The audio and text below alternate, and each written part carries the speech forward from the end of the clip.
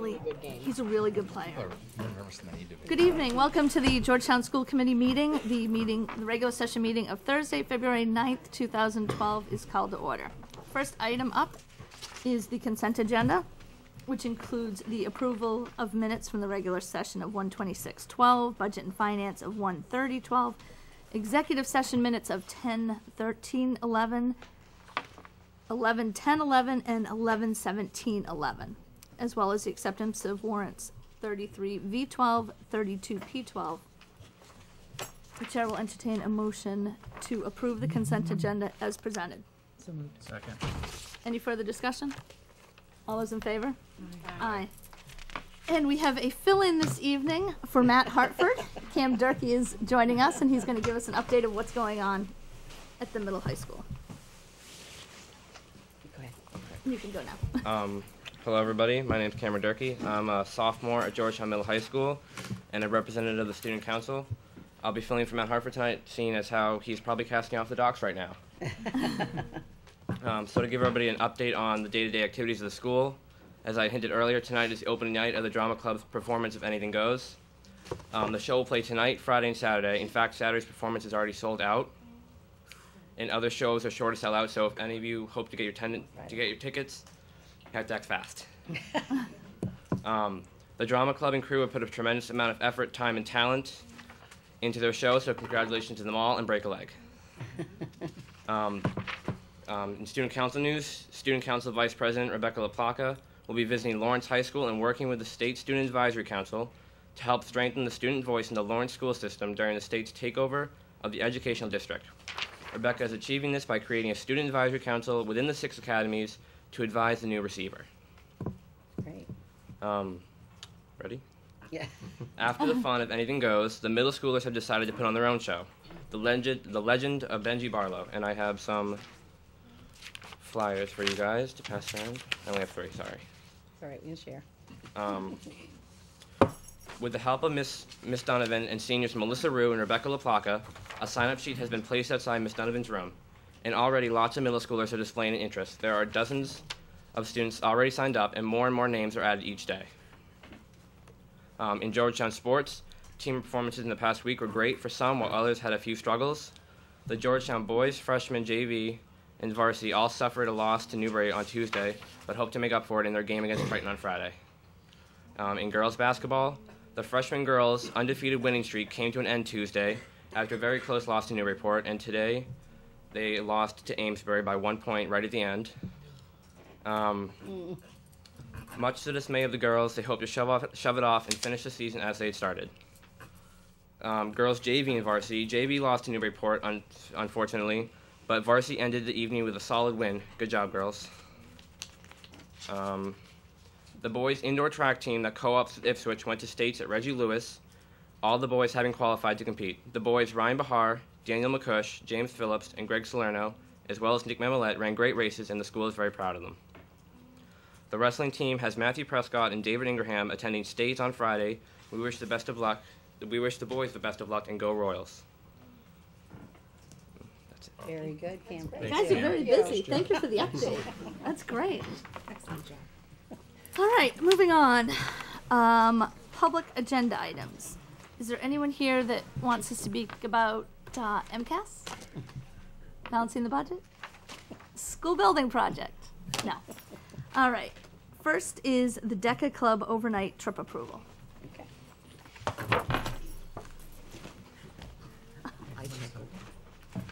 Not about those items. They're all here for Kate. Yeah, it's not up yet. All right. Yeah, I'm sorry. The Zach's free throw fundraiser was pulled. Oh. Yeah, that's why we didn't do that first. Do we know why? Carol, do you know why he don't pulled know why. that? We don't know why. Okay. Sorry, I didn't tell you that. Okay. Hi, I'm Lisa Ryer, Georgetown High School business teacher and DECA Club advisor, and this is the club vice president, Jessica Cody. Hi, Jessica. We missed you at the last meeting, I think. Yep. She was Welcome. studying for midterms. Yeah, I understand. Right. I do understand that there was a group that was studying, so I hope it went well. Thanks. And many of our offices are in the play this evening. Oh, okay. All right. Well, glad you could make it. Thank you. All right. Do you want to talk about how? We're requesting approval for DECA to go to the state conference in Boston, March 8th through 10th at the Boston Marriott Copley Hotel.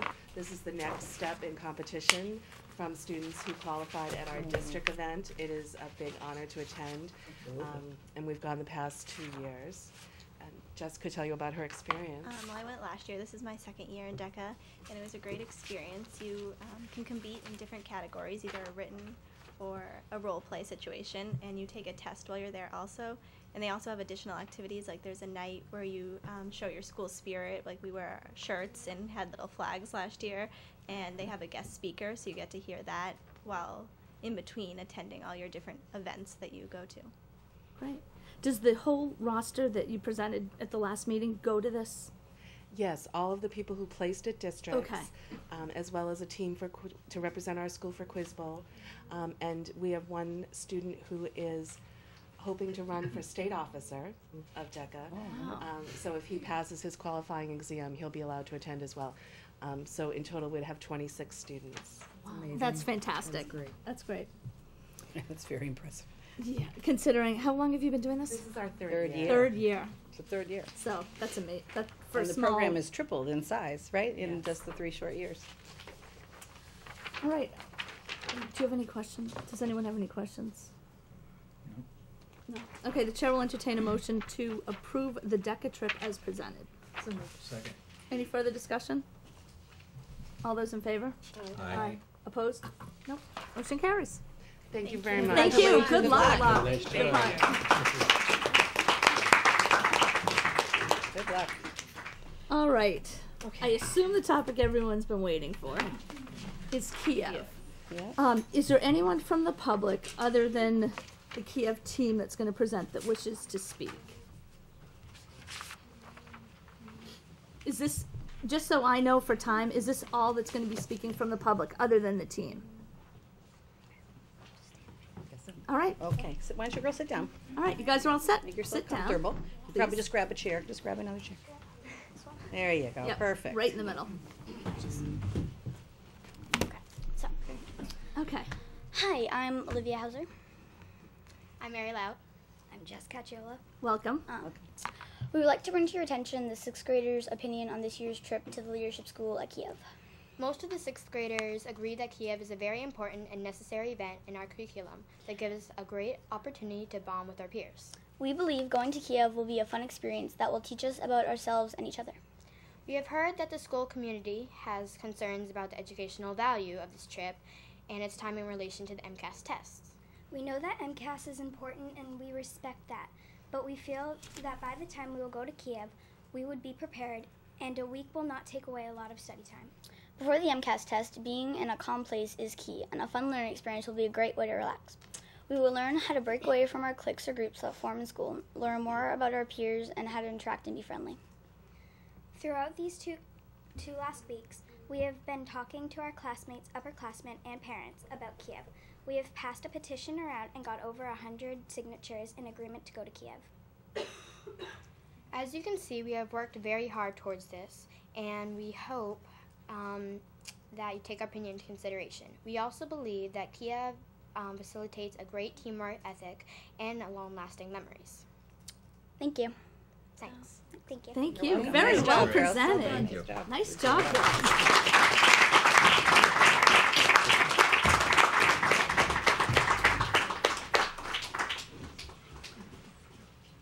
Okay, I guess, Brian, do you want to come up with the team or?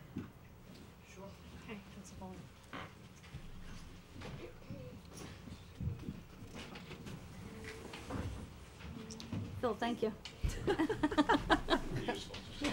Very useful, Phil. Move down. Yep. Okay, we got everybody?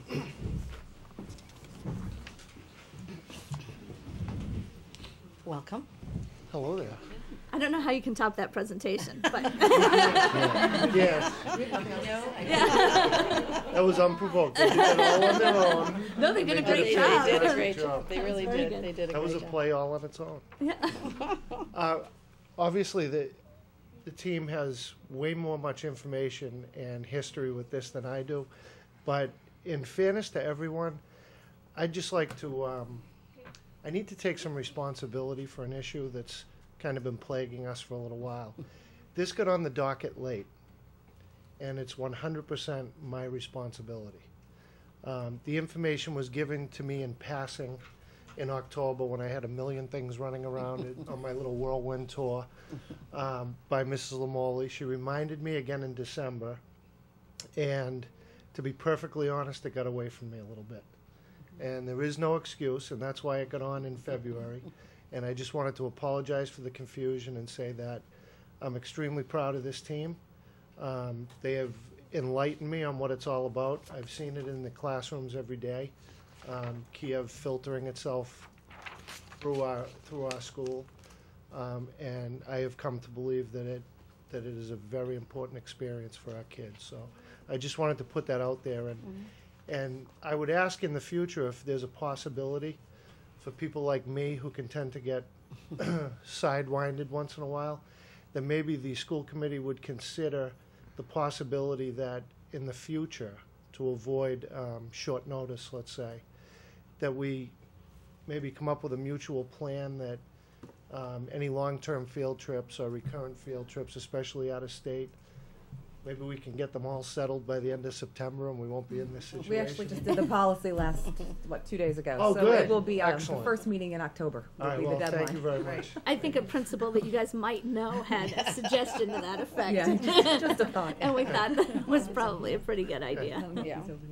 I don't know if he's here. No, Peter's No. not here yet. Tell you to He said he would be a little late. All right, What do you guys? just so he knows he gets credit. I'm Julie Lamoli, 6th grade team leader. I'm Diane Weldon, 7th grade team leader. Michelle Bailey. Hello, everyone. Hi. Eighth grade. Eighth grade. So, how do you want them I- to talk about things? You I guess have their We questions have and the, answers. we have the answers. You have the information on it. Does anyone have any questions that you want to throw out based on the information that was provided, or the responses to the questions? When is the trip scheduled for? March 5th through 9th, 6th grade. All right. Eighth grade is scheduled to go. That's actually on the form. Yeah, so it- End of May. So what did you say, Julie? I'm sorry, March 6th? 5th through 9th. Okay.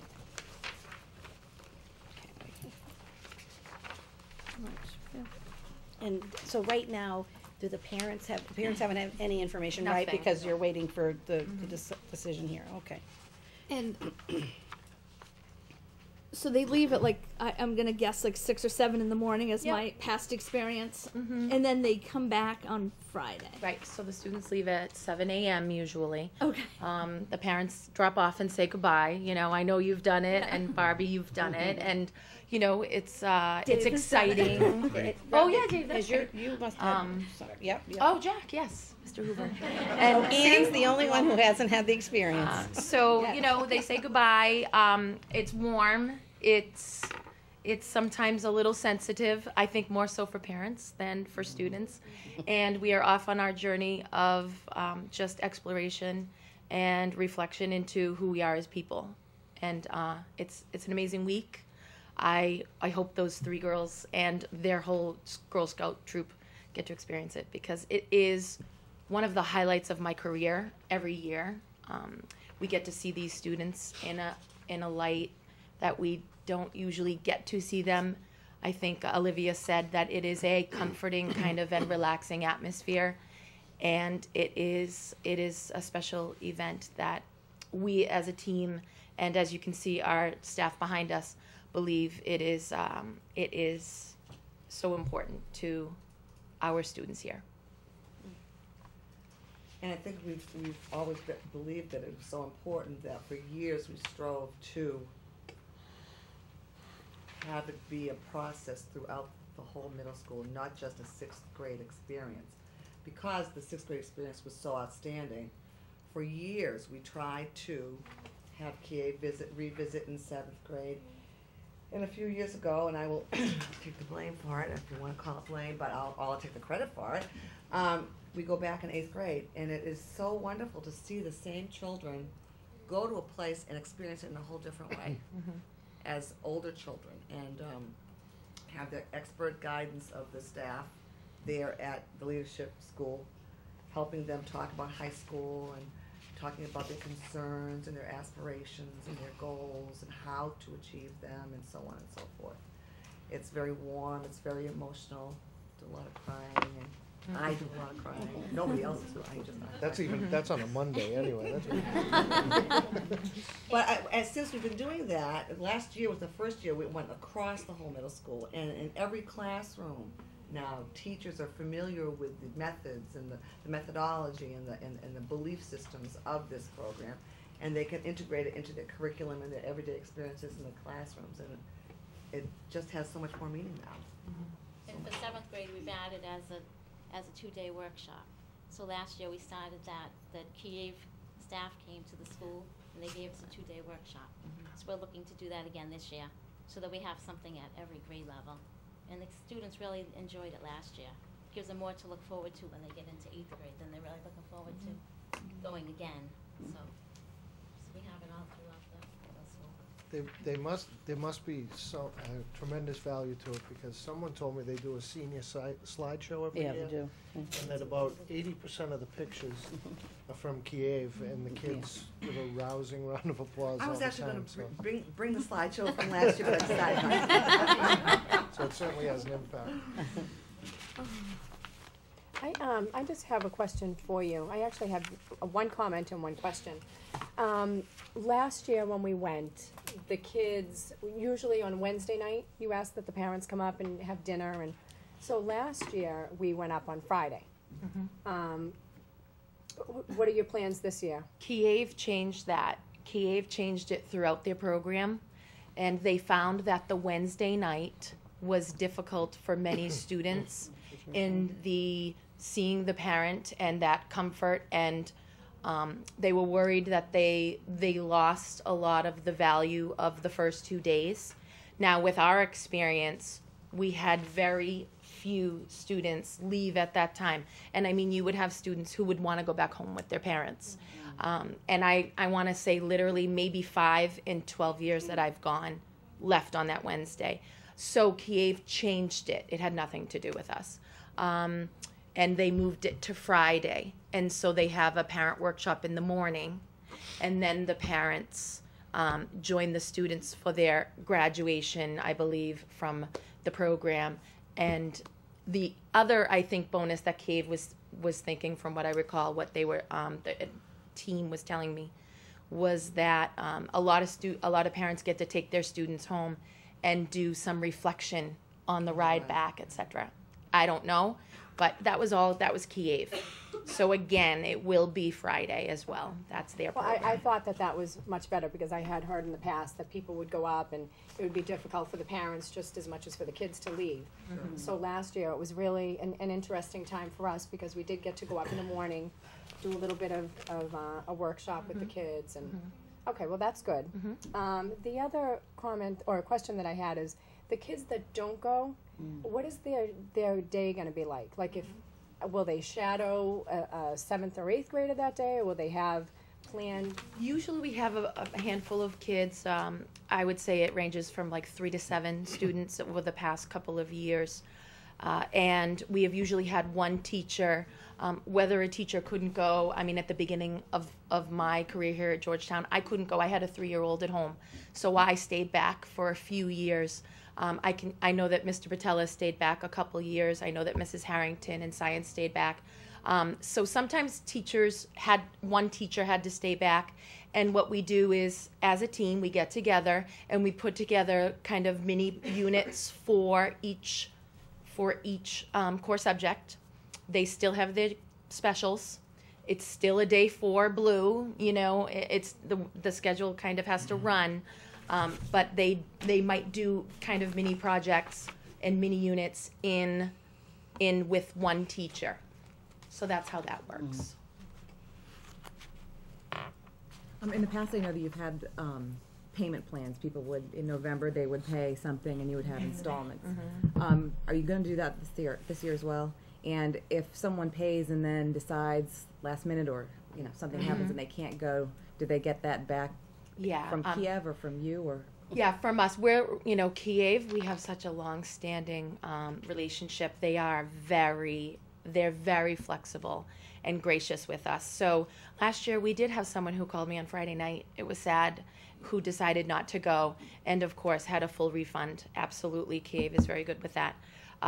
The other piece is, I and my team feel like we're behind the 8 ball, because if we do get approved, I have 4 weeks to plan this trip, and it is daunting, but we are going to try to do a 2-payment plan, one this week and one after vacation. And Kiev has pushed off our 20% deposit so that we could be approved here and so forth. And I just wanted to say too, Kiev is again so gracious with us. They actually offer us the program at 50% off. This is how much this relationship has grown. And again, a veteran teacher like myself, like Evie White, like Michelle and Diane, we can go in there and we can learn. That's the greatest thing. It's not only for the students and wonderful for those 5 days, but it's also just growth for teachers. We learn experiential strategies in teaching. We try to incorporate in that teaching. So I feel that we benefit from that as well, in terms of something that Kiev allows us to do. So $285, that's 50% discount from what it would be? Yes. Okay. Well, And no, that's the tuition is $195 a student. Okay. Right. But- Thank you, Anne. Right, yeah, Oh, the tuition's $195, so normally it would be almost $390. Okay. Right? But is this that- $285 includes the bus and everything? 285 is a total. Thank you, Ann.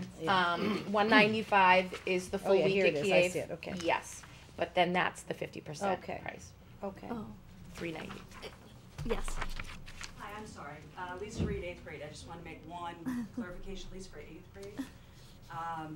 In terms of refunds on costs, we can fully refund the Kiev camp costs, but we cannot refund the bus costs because the bus cost doesn't change. Yeah.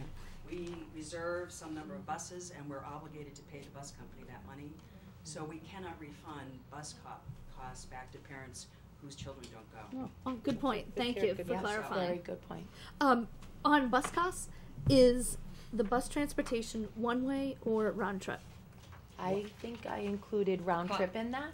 3 buses at $2,080 Yes, each. round Is that- trip. I'm wondering if there'll be a little savings in there if there are a lot They of still, parents. well, probably. That's what we do. Yes. So last year we got to -1 bus on the way home. Yeah.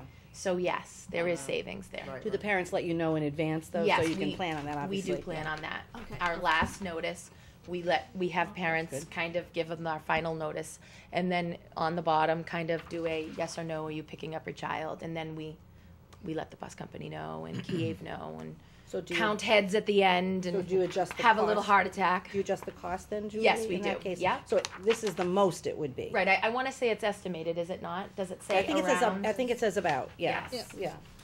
Okay. Sorry, I interrupted you. Now, will these fundraisers, are you still planning these? I hope. The dance and the flower day? I hope. And where it says contribution of funds, I know the 5th grade has money left over. Does the PTA? Sometimes the PTA has offered us funds. It hasn't been for a while, but I wanted to put that in, that they offer funds sometimes. But again, tomorrow is going to be a very, very busy day during my prep and plan block to try to tie up some loose ends to get some of these fundraisers going. How will the scholarships be? It If you grant depends. them. I planned, I think, for 10 or 11. Usually I find it is about 10% or less. So I'm trying to plan it. I've had, My experience last year was, when I was very concerned about 3 or 4 students that I wasn't sure would be able to come, I spoke to Kiev and they gave them. yes, that was another thing I wanted to say. I mean, these people are phenomenal. Yeah, I'm not saying that this would be the case, but with 12 sets of twins, Right? I don't know what that's going to do to people. Well, do they give? I've a had dis- twins before. We've So dealt do we with get a twins discount? before. Do they give a discount? I was trying to figure out. Does Kiev have a Oh, I plan for see. that? We haven't talked about that. Yeah, just Might wanna just food for mention thought that when there's you're thinking 11 about. sets. Yeah. It's a kind of an unusual year, I would say. 12. Cents. Sorry. Okay. I just want to let you know that there is money left over from the 5th grade celebration, Yeah. about $1,700. Yeah. Right. That's great. can go for that would be great for scholarship, because that's what we use it for. Yeah, that makes sense. And again, on the notice, it has a place for financial hardship to send a note in confidentiality, so we do You that. look at free and reduced lunch. I know that's our usual.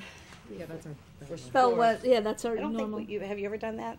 Really? I usually have conversations with the principals. Okay, good. As long as you're looking at it, so you can at least address Yes. those people that might not want to say anything. Exactly. So how, if you got approved tonight, when would you how would you inform the parents and? Well, I might have a packet ready to go, Carol.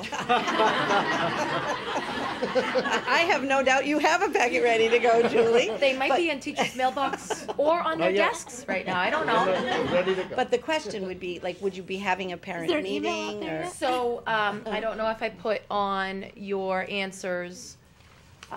We do have a parent meeting, a PIN planned for February 15th. Oh, okay, okay. And Kiev wants to come. Oh, Kiev and wants that- to come, okay. And that's going to be in the media center. Okay. Because again, we need to start rolling with this. Yeah. And I know it's short notice, but really, I thought we could have it before vacation instead of after to kind of alleviate any That's a parents' good idea. concerns. Well, especially if you want to do a 2-payment installment, you know, they could maybe give you it at that night and then after. Mr. Gill, will you be going? Yes. Yeah. For the whole week? I don't think I'll do the whole week, but we haven't decided yet. He and Julie They can't don't want me both there be for out the of whole it. week. Mr. I've never Prescott- been. Mr. Prescott might be a little concerned No. about that. Mr. Prescott will hide in a. Mrs. Annabelle went last year, but I don't know if it was the whole She week. didn't go for the- right? she- She only went a couple. Yeah, Did she, Did yeah. she go overnight? Did she go for I the don't day? think she went Jen overnight. Turner I'll went for at the least day. go overnight. Matt Bruno went the whole Yeah. week. Yeah, Matt did. He did, yeah. I'll go Yeah. at least overnight. Shay went. We've only had a few Jeff Bruno, principals. Yeah, right. Yeah. Okay. Yeah. All right. That's a little confusing. Yeah. All right. Rob, do you have any Um, questions? I don't have any questions. You've had my support from the get-go, 110%. I admire, Brian, your clarity with which you took that on, and I guess I would just offer to you, it's never just one person. Yeah. So, Yeah, I agree. Thank you for saying that. I know when Well, you it's the came truth. on board, it was, True. yeah, Yeah, but well, you you're the- had a lot going on. Yeah, as I recall, in the fall, you had a few, issues that were It's a little cropping up. mind-boggling, When but you're- that's not an excuse. When you're the No, when you're but- the new guy, there's lots of things that are Yeah. new, right? It's also my job to take responsibility when there's a mistake Yeah. made, and Right. especially when it's mine, so. But fair enough, But I but appreciate it. you don't need to beat yourself up about it. I guess was the point that we. I have people that do that for me, I don't I have a question, another question too. Okay. You want to I rock, know- paper, scissors? Who goes first? No, Ann will go first. I know last year you had an MCAS component to the day, and I've heard mixed reviews. Are you planning on doing that again this year? No, haven't planned on it. Okay. No.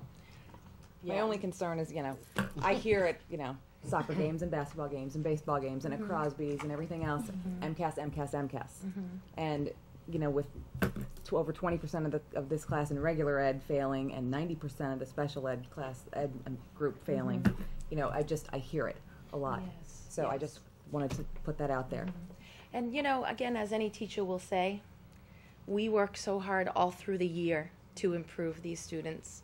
I'm speaking for ELA. These students move me when they make the smallest improvement. And I dance around the room, and I am excited for them. And this is a process for them. And the MCAS is a place for us to see where they need help in improving.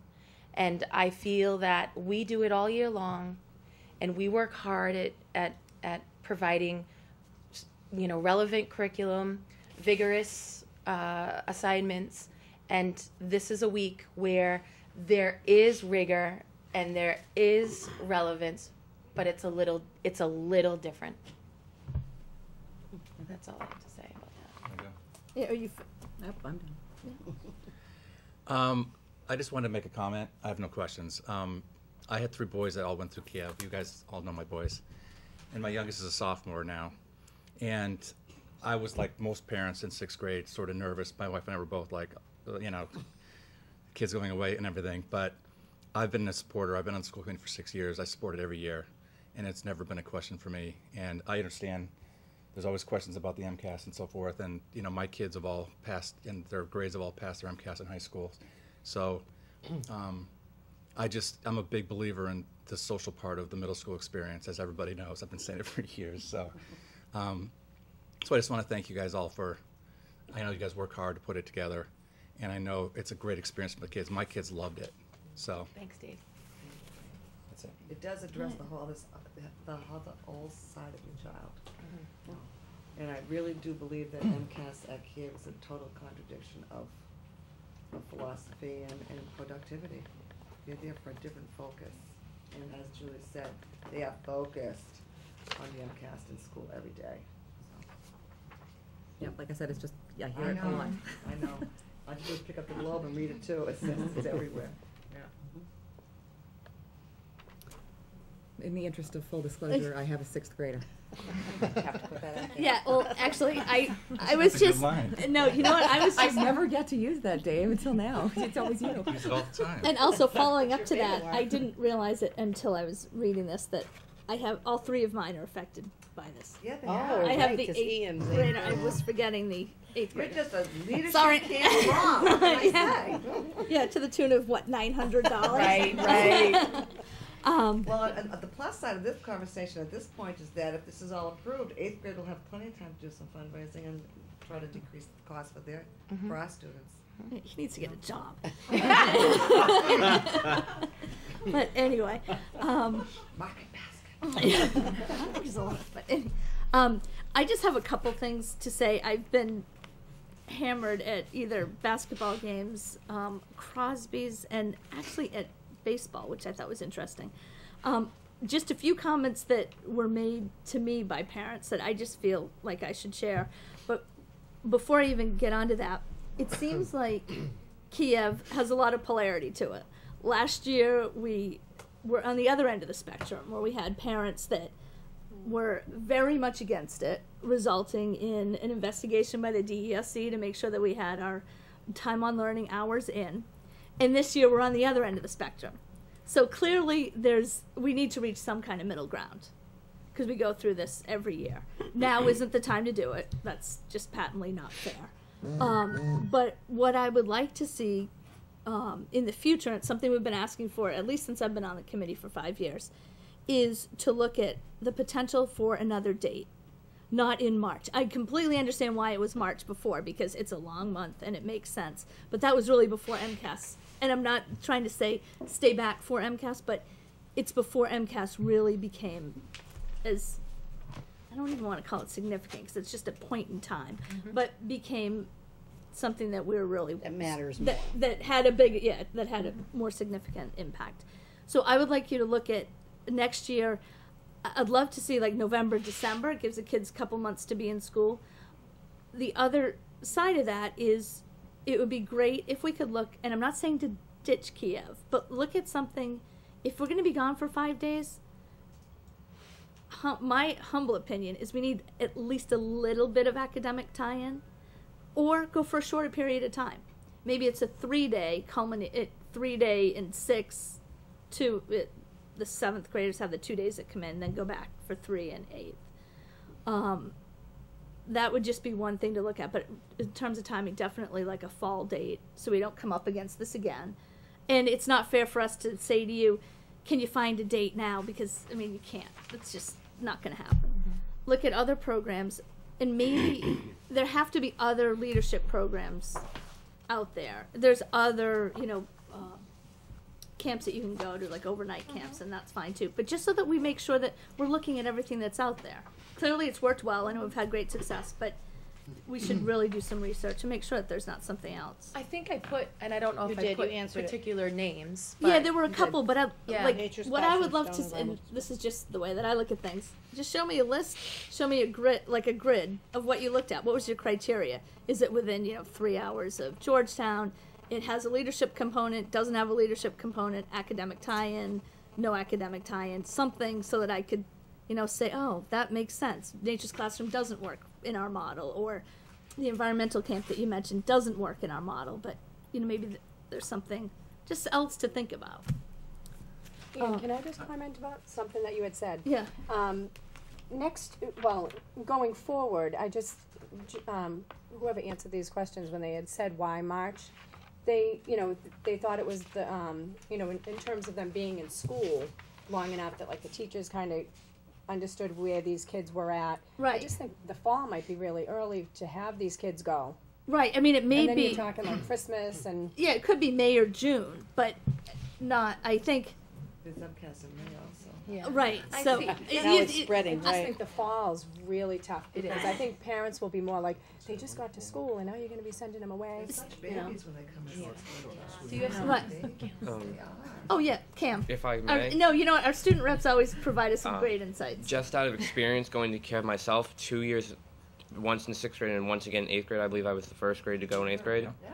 I agree with Miss Linares when she says that the fall season may not be the good time to go, because I know going in March wasn't, and I don't mean to sway either decision. When we went in March, there weren't as many activities possible. I mean, you could still go on the ropes course, but you couldn't go canoeing on the lake. As when we went in the spring, we were able to do that and the ropes course. And in the fall and in December, as you said earlier, there's a snow on the ground, so you wouldn't be able to do the ropes course either. And that's one of the, I don't know if it ties into leadership classrooms that you do, but in the leadership activities, you're trusting your friends and the experience of the, I would say, counselor. Whereas if you weren't able to do that, you might be lacking that experience. Mm-hmm. Some of the team building would definitely be absent. Yes. And we are there. That's one of the biggest components is teamwork. What do you think about the 3, 5, 5 days, 3 days? I enjoyed both my time there. I don't remember clearly if one of them was shorter or longer than the other one. But in terms of whether or not you should go for the 5 or the 3 or 2 or however many,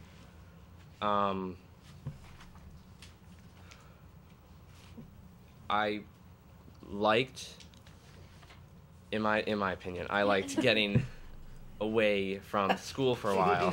But that's just me. What an honesty here. I think it'd be hard pressed to find anyone that would disagree with that. And Kiev, in my opinion, and so I'm sure if you asked anybody else who had gone, was such a fun experience. I know there are naysayers in all the groups, but those are the kids who didn't want to participate in the leadership activities. They didn't see the fun in it, or they didn't participate, so they were just sitting there. They didn't benefit. Yes. Mm-hmm. And there are kids who haven't gone, I believe, remembering, that have regretted it afterwards, because it was their choice not to go. It's not that they couldn't go, it's that they didn't want to, so they didn't go. But as you say, the 3 or 5 nights, I feel like every night you're doing something fun. Like, they plan events. Like, I remember one night we all gathered in the mess hall, and we had to do, this costume contest, and that was so much fun. We separated into groups. They just gave us supplies to make our own things. And then there's what I think is the most fun night of Kiev is the cabin performances. And I know there are pictures and videos of all those dances, and the teachers usually rock it out too. I don't believe it. And those are pictures that are around? And I just want to speak just a bit to the 6th grade and the 5-day, and I understand absolutely. I think that anything can be looked at again and ventured. The real piece to the 5-day, the 4 nights for grade 6, was because developmentally, you arrive at Kiev at 10:30. It's a half day if you really want to get technical. The students are a little nervous. It is the hardest night. Their anxiety is built. Tuesday morning now, okay, I'm here. Where am I? I am here, okay? And they fall in, and I was talking with Megan Scarborough the other day. Wednesday, Thursday, these students become different people. They are clicking in to what they have learned Monday, Tuesday, Wednesday. It's amazing. It's an amazing experience. So these days are important because that click in might not happen if you arrive on Monday at 10:30. You go all day Tuesday and you leave Wednesday. The click in. So I just wanted to tell you, developmentally, the 4.5 days is really critical to grade 6. That's the reason. What time do you leave on Friday? Long ago, they decided. What time? Friday we leave at noon, right after lunch. 2 half days. Yeah, I was gonna say they're usually back here by like Mhm. 2 Yeah. to 3 o'clock. Yeah. See, with the 8th grade, we do it a little bit differently. They're definitely ready for a 3-day program because Yes. they've been there before. They get there, they're almost like almost like a homecoming. And let's face it, you probably don't want 8th graders for 5 days. My humble opinion. Well, you know what? I gotta tell you, in that environment, they're not bad. I mean, we get there early also, but we stay later on Yeah, the last day. that they do. We put a full day until 3 o'clock, and then we come home. That's good. In That's full a full disclosure, day. 8th grade parents, I have an 8th grader. That's why I said it. So you'll be free of your 8th grader until 6 in the evening on Friday. That's why I want the 5-day for them. Well, I just want to make one last comment. Yeah. Because, I mean, everybody has their own opinions about Kiev, and I respect my colleagues' opinions about it. I mean, I have no problem with having conversations and looking at different things, but, I mean, I participated in one of the nights, and my son, by the way, for disclosure, is in Cam's grade, so he did the 2 trips as well. But I participated in the Kiev thing when they came to Georgetown. Yeah, and we did a night was awesome. program. Wasn't We that did a cool? night So- program. And it was such simple things. Like they started by going, okay, cross your arms. You go right or this way. You know, it was. It's just. It's amazing how they've got it down to It's the art. so. I mean, it's really. And what's again, there's a when significance to how you cross your arms? Smarter if you do it this No, way. Which way was that? No, it's just pointing out that everybody's way I different. don't- Everybody's. Oh, you okay, know. got it, okay. Oh, I thought you can do the arm cross, then you No. all come in a circle Oh, we and do you that all come too. out. Yeah. But Oh, I know I what guess you're my talking point is, The pretzel.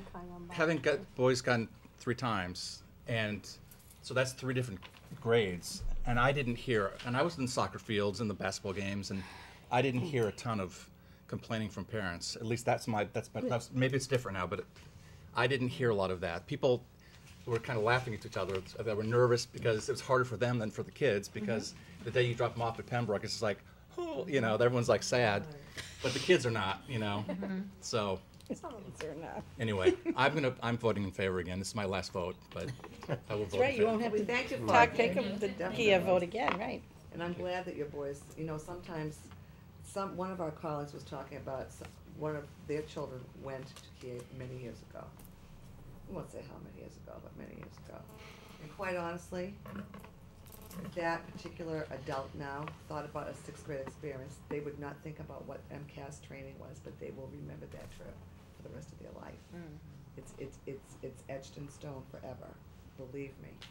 So, you know, just think about that. Oh, I'm sorry. Pam. Thank you. I'm Pam Lundquist, and I live at 10 Poplar Way.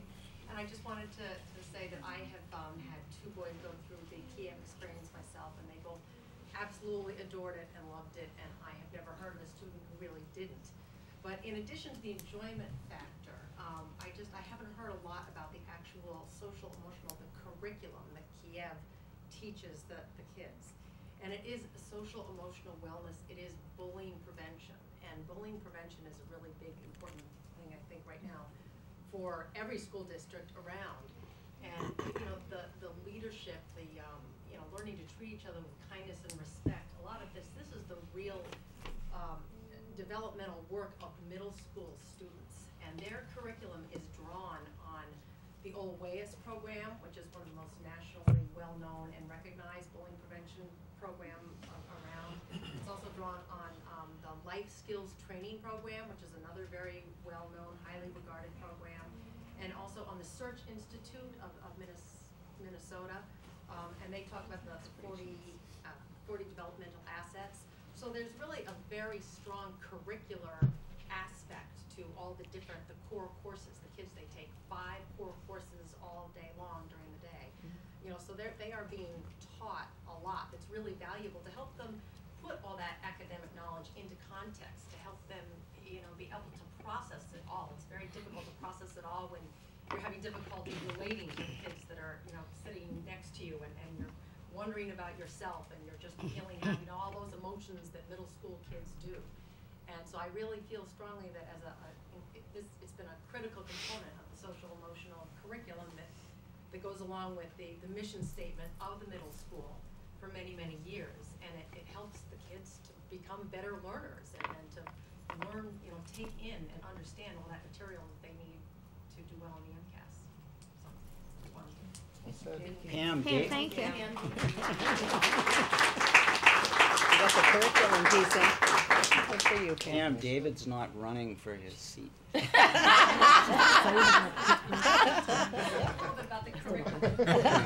did a nice job connecting that. That was great. Thanks, Rob. The only thing that I mentioned before that I do want to read into, I got actually very few emails over the last couple of weeks, which is interesting. I got about 6 or 7. I got several phone calls, and I did get a few parents at, like I mentioned before, basketball and baseball, which is interesting. I just want to read some of their comments because some of them, they haven't been said, and I just told them that I would read them. This one parent was very excited about it and said, we already have a week curriculum. Leadership at Kiev is not implemented, and the first or second week that Kiev is open is when we go and the weather's miserable. Just one person's opinion. The second, which I don't know anything about this one, and I haven't researched it, but I'm taking them at their word. One year when the children returned home, they had to have assigned seating in the lunchroom because it was such a behavior problem. The next one was, one parent was very concerned about their child and their schedule and needing to be maintained on a schedule and relying on tutoring to get by in their classwork and MCAS and things like that. And they were very concerned that this will be a setback for them. But not wanting to pull them out, because all their friends were going. They were very concerned about that. And then finally, this goes to the bullying. They said, my experience with my older children is that this trip allows a pecking order to be reestablished and the bullies remain bullies. I'm not saying that, I just feel that, there are both sides of it, as I mentioned before. We had the whole, polarity last year with, one group not wanting it and one group wanting it. We need to get to a good middle ground with it. Because clearly there's support for it. The room is filled. And I think Cam said it best when he said, you know what, no matter what the issue is, or what a trip is, or what an opinion is, there's naysayers everywhere. Right, exactly. And you can certainly find them, There are false conceptions they're everywhere, usually too. louder. Right. So They find you. They find you. Yeah, they do. So. At Crosby. All right. Any further comments, questions, or anything? Okay. The chair will, just one thing. Do I do? Separately. Yeah, the chair will entertain a motion to approve the grade 6 trip Oh, yeah, to we do them Kiev separately, right. as presented. So moved. All those in favor? Aye. Aye. Abstained? No. Abstained? Nope. Opposition? Nope. All right. Motion carries.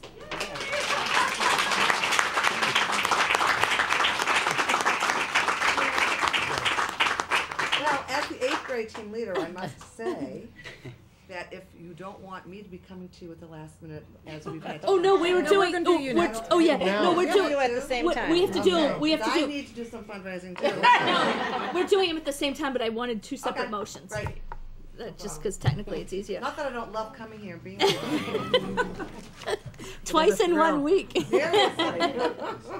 The chair will entertain a motion to approve the grade 8 trip to Kiev as presented. So moved. Second. Any further discussion? I'm not 100% sure. All those in favor? Aye. Opposed? Whoop. No, motion carries. All right, nice job.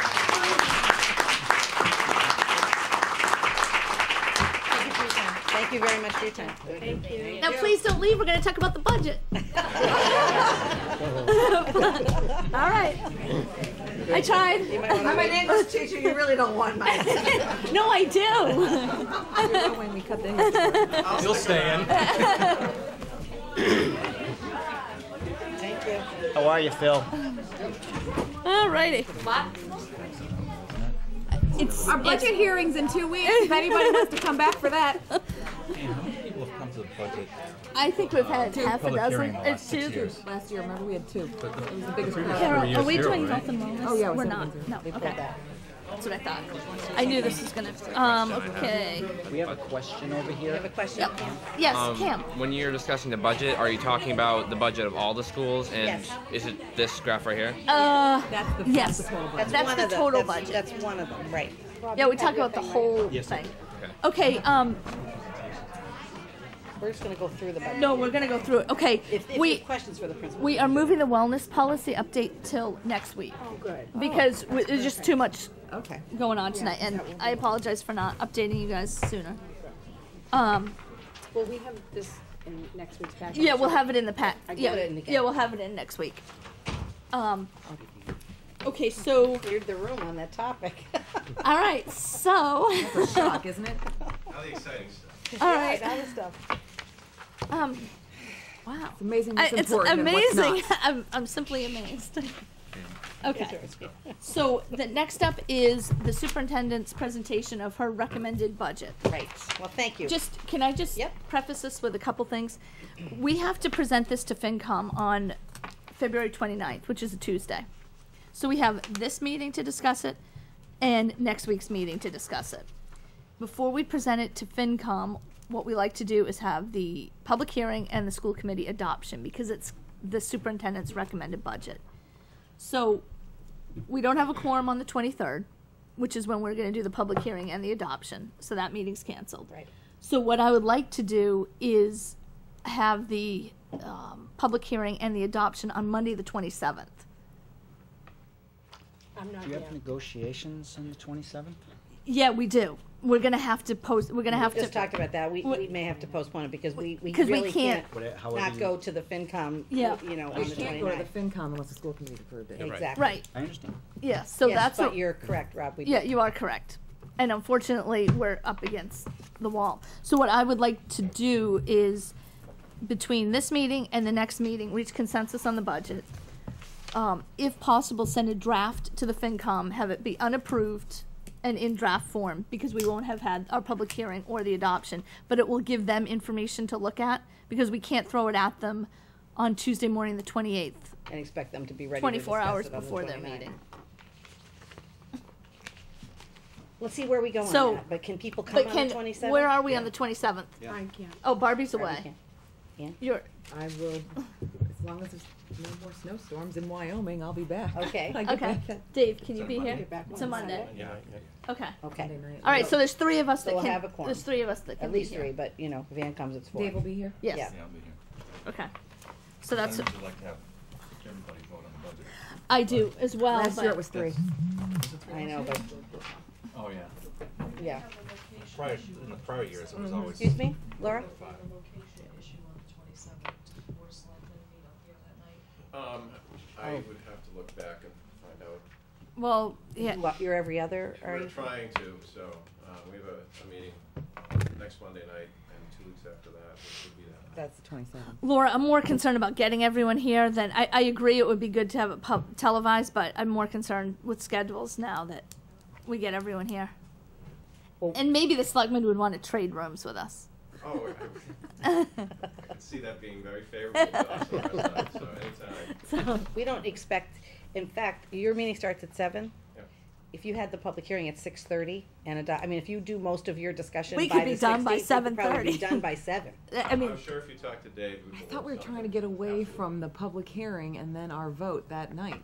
I mean, we tried to get, I got that 2 years ago. We stopped doing that because yeah, we tried to do we that needed this the year. discussion. We wanted to do, we tried to do that, but there isn't enough time. I mean, we will, when we go through this budget, I don't think you're going to see a big hue and cry from the public as to what we're talking about here. But let's see. Sounds going. I mean, Yep. okay. Yeah, I'm sorry. Can you just summarize again what you're hoping to accomplish in the next meeting? Approve the budget. Do you want more than that? No, but so this is Yeah, the first time, so and then the what- next one we're going to try to. Typically, what we've done is we review them in sections. Right. There isn't a lot of change in this year's budget from last year. It's level services, and Carol's gonna go through that, so we haven't added a lot. So what I'd like to do tonight is kind of do a quick run-through of it. Go through any questions that you have, filter the questions to Carol for next week's meeting, and reach everyone really be comfortable with what we're presenting for numbers. So really by next week, I'd like everyone, I don't know that we'll be voting. You can't vote We on it can't 'cause you vote on haven't had a it, public because we haven't hearing. done the, right. But I would like everyone to say, I don't have any more questions, I'm fine with where the numbers are. Or I still have questions, and we'll have to address them on the 27th. Great. All right, so I'm just going to make a couple of brief comments. Jim's going to show a couple, 2 or 3 summary slides, and then we're going to walk you through section by section, because as you know, Jim's done a different process this year, and I think you'll find it very easy to look at each page. So included in your binder is the superintendent's recommended budget for fiscal year 2013. As always, it's developed with input from and participation from the administrative team and the department heads. And then it's already been worked through with the budget and finance subcommittee of the school committee, which is Barbie and Ann Blythe. Our recommendation for the FY13 operating budget is $13,203,317, or a 3.5% increase over FY12. In talking with the town administrator, and he's working in coordination with the Board of Selectmen and the Finance and Advisory Board, we were asked to prepare a level services budget. And so just so people that are listening to this discussion know that basically includes the same level of programs and services as we have currently this year, and it does include contractual obligations that we know about. So there are some contracts that have been negotiated previously. Those salaries have been adjusted in the budget, and all of the professional salaries have been moved in terms of step and scales for the teachers. Thanks to the operating override that we received last year, as a district we were able to add and or restore many of the programs that we certainly felt, both in the core and elective areas, that were necessary. And we've kept class sizes reasonable throughout the district. We addressed many of the accreditation issues at the middle high school. We were able, with some funds that we put in, to improve the maintenance of our buildings, and we were able to reduce fees for athletics and activities and sports. And I think we can't say enough how grateful we are for this additional funding. And I can say that I believe strongly that when we went out and we promised the community these were the things that we were going to do if we got the override money, we have done them as we said we would. And for your information, anybody looking at the budget, behind the letter I wrote to you, I itemized for you, I listed for you, reminded us about the priorities that we said we were doing with the override money, and then the positions that we retained with the funding at each school, the positions that were added with the funding, and then information here on what we did with buildings and grounds additions, how we improved technology, and then a few other items that were taken. So I thought that was important, just to keep a perspective that with that override money, we would not be presenting the budget we're presenting tonight, and we are grateful. Our intention in this level services budget is to retain the level of service that we have right now, and we believe we can do that with a 3.5% increase. The drivers in this budget are salaries, which in every school budget are a roughly 80-20 split. Actually, in probably most human services businesses, it's 80-20, in terms of it's a people business. Salaries, and then special education. All of our other accounts, as you will see as you go through this, are virtually level funded. The special education costs for tuition and transportation for our out-of-district students overall have decreased because we have built these in-house programs and had students not only come back but also kept students in our district that maybe otherwise would have left. However, the costs still continue to rise, and tuition costs go up every year in these schools. We have built into this budget a 5% increase. But I will remind you that in the past years, we've noticed in some out-of-district schools that the increase in tuition was as much as 24 to 31%, approved by the state. We aren't able to predict that, so we have taken a conservative approach, but thought it was in the best interest of the overall budget to at least put a small increase in, anticipating that those costs will go up. We also I just want to say one thing to that, of course. Just so that everyone knows. With those tuitions, we're obligated to pay the rate that they charge us. It's negotiated at the state level. So Right. if we put 5% in the budget and it comes in at 20%, it's our issue. Yes. And it had, I mean, there were a few years where we had very hefty increases. That's negotiated at the state level. We have no control over it. That's correct. Thank you, Ann. That's Just- good clarification. And then certainly, you know, our goal is always to do what is required for students and is included in educational plans. And in some cases, that's going to require, you know, continuing to hire staff that has special skills to deal with some of the specialized needs of our students. You know, I want to say, you know, that Jim has been a wonderful addition, but one of the things that's nice when you bring somebody in that's had experience doing this for I don't know how many years, Jim. 40. There you go. Who's counting, you know, right? and who's counting, right? 40 years and working in different places and seeing it done in different locations. One of the things that, you know, I think we've always known, you know, and this is to cast no blame on anyone. I know everybody does the best they can, but one of the things that's always a challenge with our budget is we always talk about how we don't really have a spending problem as much as we have a revenue problem.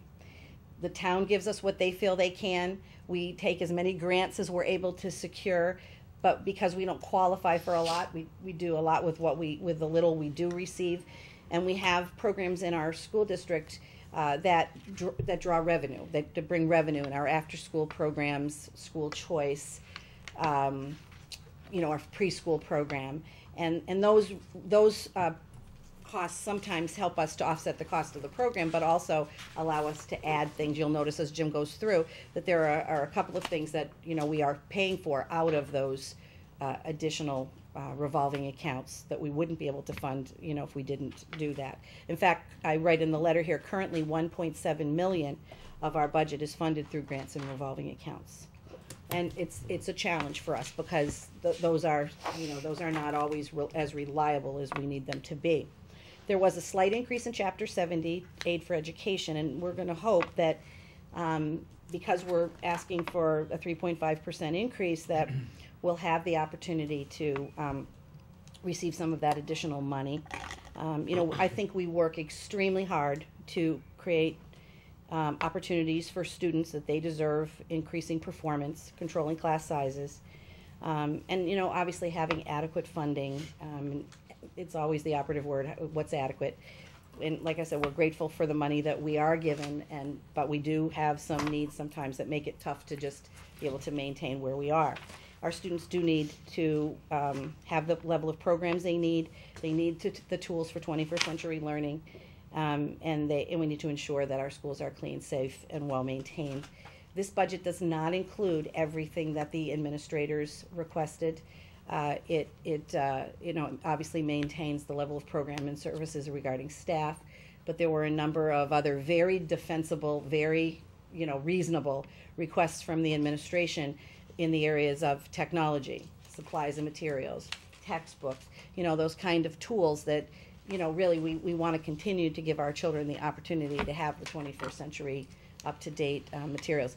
Unfortunately, you know, there are tough decisions anytime we build a budget. Our intention is to try to keep the especially after a $1.2 million override, as I said, we're very grateful for. Our intention here is to work really hard to keep that budget increase reasonable and at a point where, you know, there's a potential to fund it at that level without reducing, because reductions at this point, quite honestly, will mean we will need to make reductions in staff and programs. We have not prepared a level funded budget because we hope we do not have to go there. That would decrease our budget. Well, 446. Yeah. Yeah. That's, yeah. $500,000. Yeah. And as we go through the budget, you know, feel free to ask any questions about what's, you know, in any line. But I think you're going to see a lot of, you know, zeros in terms of, you know, percentage increases because we've level funded a great many of the lines. One thing that that Barbie and I and Carol and Jim have talked about over our last few weeks of meetings is preserving what we were able to accomplish last year with the override. Right. That was one of our primary goals, is to keep everything intact from the override. Our goal wasn't to ask for any increase this year. Then we tried not to do that, but we found that there were. So when we started digging down, and we said we got a $1.2 million override, which was simply amazing, and for which we're incredibly grateful. But why do we still need more? and it's a couple things. General cost increases. You see that across your own lives. Things cost more every year, but it's not necessarily 2% or 5% or 7%. Maybe it's only 1%, or maybe some things stay the same. But when you're working with a nearly $13 million budget, a little increase comes up to be, in our case, 1% is $127,000. So when we drilled down and we really took a harder look at this, we're looking at for $446,000 more, and you can look at ed jobs being 168 of that, which was a grant that we're no longer receiving this year. And the other piece is, let's see, total's 389, so it's 159 and 62. The other increase is $221,000, and that's in special education, out of district placements and tuition. Again, it's not something that we can predict. The way that we build our budget is to go person by person, make sure that they're in the appropriate placement. We've accounted for the cost of the placement as well as transportation if necessary, and as Jim and Carol said, a nominal increase in that cost. And this year, it looks like it's going to be about $220,000 more than what we're paying out this year. And that just accounts for our known expenses. Correct. So if anything happens in between now and July that we don't know about, which is entirely possible, that will be a further, cost that we're going to have to absorb. So that comes up to $389,000 of the $446,000 that we're looking at. So we're looking at about, if you want to say same store or apples to apples, about a $57,000 increase over last year's budget. Okay, so why don't we turn to Jim if you Sure. want to push the button in if you Oh. want, just in case somebody wants to see it on the screen. See, yeah, it might work with, okay, Okay, what happened? I don't know. There it is. There it is. There it is. Let me, see Maybe if I it's- can maybe expand it's- that a bit. All right, so maybe it's, oh, there it is, okay, for the public. That's not looking so good for them. Again, I don't know whether the public can see this, but what I'd like to do is just kind of talk a little bit about the budget process and how we got to be where we are. Thank you. Through the chair, when the principals and Julie DeRoche, when they approached me for the FY13 budget document, their request amounted to about $900,000, greater than what we have here tonight. And after subsequent meetings with the Finance Committee and with Carol and with the principals, we knew that was not a sustainable number. So we have dropped the request from the $900,000 over 6% request from the principals to the figure that you see at the bottom of this chart, which is now a 3.5% increase. And I need to say to you, as a former superintendent, you really need $900,000 more. Not $446, you need $900,000. But I understand, Georgetown is a small town. The 99% of the money comes from the residential taxpayers. So there's very little industry in this town, so therefore the homeowners are paying the bills for the police, the fire, the public works, and the school department. And I understand there's only a certain amount of dollars they can raise, and so we're realist about what is available for the public schools. So our estimate is $446,000 increase over last year. Can I ask you a quick question? Yes. The other $500,000 that we need, that obviously we're Yep. not. Where did they come from? Yeah. Well, Carol what did they prefaced want? They Tons of wanted athletics. textbooks, supplies. You should, if you could, put more money into athletics and start reducing some of your user fees. I'm not experienced with all of these user fees that are assessed to everyone. I don't think anyone is. Well, I'm Fondly not. known as the parent tax.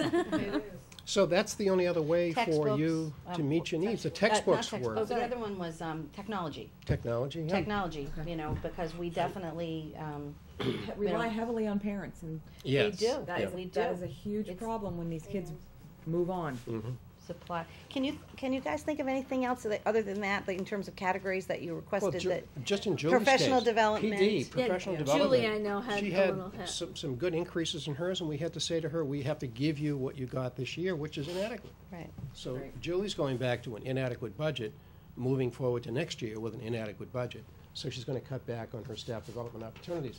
I look at the principals back there, Margaret and Donna, and I say to myself, Carol and I felt terrible about going to them and saying, and in Peter's case, all of the things they asked for, Peter's right behind Phil. they went to a lot of trouble to Maintenance, present a budget, equipment. and we said we can't do it. There's some other problem areas that you need to be aware of as school board members. Moving forward to the Buildings and Grounds Department, look at your utilities account. It's level funded at last year's rate. Last year's rate was level funded at the year before. Yeah, we've So been you're doing that for carrying, at least 4 years. But we're also, I mean, we Yeah, also have this natural gas. crazy links. Yeah. I want to call it Crazy Linksys, Yeah. but that's not what it is. Well, it's the performance bond. It's an yeah. upgrade of all the systems. Okay. EDSCO, that's what it is. EDSCO, And okay. now, we were told, Mike, I specifically asked the town administrator about this, because, you know, I said, we would normally build in a small increase, because we know how it works. Right. And, he said, no, I want you to level fund it. So we did level fund it. We did leave a little bit of more money in maintenance, because we were worried about a couple of projects that we just know aren't on the EDSCO project that we Right. do need to Right. reserve money for, but it's not when you ask about what other areas, we're really serious about maintaining these buildings at a higher level, and some of what we need is up-to-date equipment. With the override, we were able to buy 3 pieces of equipment that have made it much better for the custodians, and the schools look a lot better as a result of it. But, we really are working on really outdated equipment that's really not effective. So sometimes it causes people to work harder, not smarter. Right. So those are some examples of some of the things that didn't make it into the budget. Thank you. but I need to just again caution you as board members who will be here next year, most of you anyway will be here, that this budget is so tightly wrapped, you have no room for error in here. So if you do have an unanticipated special ed placement, or if the school bus contract, by the way, we're trying to negotiate with the school contractor to give us a small increase, and we'll recommend to town meeting that you keep their contract for 2 more years. If you have a special ed placement, if you have something happen to utilities, natural gas, either spikes or electricity spikes, and you don't save that money in your energy conservation program, I don't know where the money's going to come from. I just don't know where. So there is no wiggle room at all in this budget. The contract negotiations number that we put in for expected increases is a small number in there, 1%. It's really, really very difficult. So I caution you as a former superintendent that you're coming into very, very difficult times. The principals needed $900,000. We're giving them $446,000, but that money's not going to them. It's going to special ed, and it's going to other places. So for the most part, every principal sitting here and your PD, your professional development person, they're getting basically the same thing, or in some cases less than they got last year. It's very difficult. So, again, I don't want to sound like the bearer of bad news, but it's reality, and you have to be aware that you're heading into difficult times. And sadly, it's the same thing that we go through every. It's the same story. It's the same. But we have, we're not faced yet with cutting, hundreds of thousands of dollars and decimating programs. Right. We have a good range of programs in our school now. Our class sizes are reasonable. Our kids are competitive. We're doing a lot with what we have. I think what Jim is talking about is, we're putting the priority on the instruction, which is where we've always put the priority, because at the end of the day, it's why we open our doors. But it just means that there's a strain on the other areas of the budget that really make that work easier, and, work things that are also important in terms of other priorities just aren't being weighed quite as high, because there's only so much money to use. Okay, so one other factoid I'd just like to throw out, just so people, and this is not a criticism, it's just a piece of information that we got from the DESE yesterday. Department of Education released the per pupil spending report for FY11. Now, we're in FY12, and next year is FY13. The state average for per pupil spending for the state is $13,500. This per pupil spending in Georgetown is $9,500. $500. So you're $4,000 below state average. Now, We're not last anymore, though, are we? We are last? we are in the, We went back to last? you're either last or you're right next to Drake, which is last. Now, listen, Cambridge is in there at $28,000. We're like fourth from the bottom. Yeah, I thought we moved, that was. Yeah, we did, We moved up last year. I remember now, it was FY11, so FY12 hasn't Yeah. been calculated. Yeah. But let me just, for the benefit of the principals, and I know we've had this discussion, but I just want to repeat for the people who are watching. On the left-hand side of my worksheet are what they call functions, and it's function 1000, which is administration. It's got the school committee and superintendent. This is the chart of accounts from the Department of Education, and this is why I took your existing FY12 budget and I fixed FY13. So this now lines up with the end-of-year report that all districts are required to do with the So what it does is it takes away, we do all these transfers and moving things back and forth. This aligns it so you can match up what we actually spent or budgeted. Yeah, the end of the year Right. report can be a bear. It is a bear. But it's going to be less of a bear now that there isn't a now that you have Right. to do this whole crosswalk. But, you know, in the current budget, current document that you look at, everything is buried in the schools, the buildings and grounds, the electricity, the natural gas. They're all assigned to the schools. You're talking about and- the one we've been used to doing, Right, Jim, and right? this document now breaks it out, and it puts the electricity and natural gas in the buildings and grounds account where it belongs. It took it out of the schools. It took the principals out of the schools and put them into the principals account where they belong. So it might take a little bit of deciphering to find out where things are, but you can see the bottom line that you had this year was $12,756,828. Next year's request is a little over $13 million for a 3.5% increase. Let me just, again, this is basically for the people at home, and not the school committee members. You have this document, so I just want to walk you through it. What I do is I make sure that the budget consists of professional salaries, support salaries, contractor services, supplies, equipment, textbooks, tuition, transportation, and utilities. And if you just take a look, going too fast here. When we sum it all up, there's the bottom line budget right here, $13 million, of which 82% of our budget is made up of salaries, and 17.9% is made up of non-salaries for a total budget of $13,202. A lot of times people don't break it out, but I'm going to recommend to you that when you take a public vote on the public budget, I'm going to recommend that you take a vote, total salaries, 1 vote, total non-salaries, vote number 2, total budget, vote number 3. Vote number 3 is the one that goes to the FinCom, the total budget. They, under Mass General Laws, Chapter 71, Section 34, they have no authority to do anything but look at the bottom line. Bottom line. They can't go into that's all they salaries, they have, can't go yeah. into That's all non-salaries, they they've can only ever vote the bottom line. But the way the school committee should do it is vote total salaries, total non-salaries, total budget. The total budget goes to the FinCom.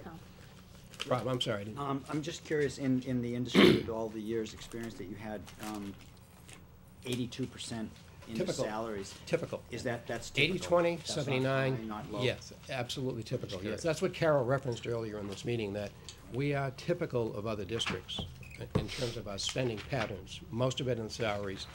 So, Rob, this gets into the dilemma of when we need to cut. The money's in salaries, so if we ever get faced with a $127,000 reduction, I have to tell you, there isn't $127,000 down under non-salaries you're gonna find. Unless you say, I'm not buying any books. That you can do You without. can take We have $88,000. $300,000 in supplies Yeah. for a district of 1,700 students. Right. So, you could take the approach that some districts around you have taken, and I don't want to be specific, but the principals know what I'm talking about. There's a district close to us.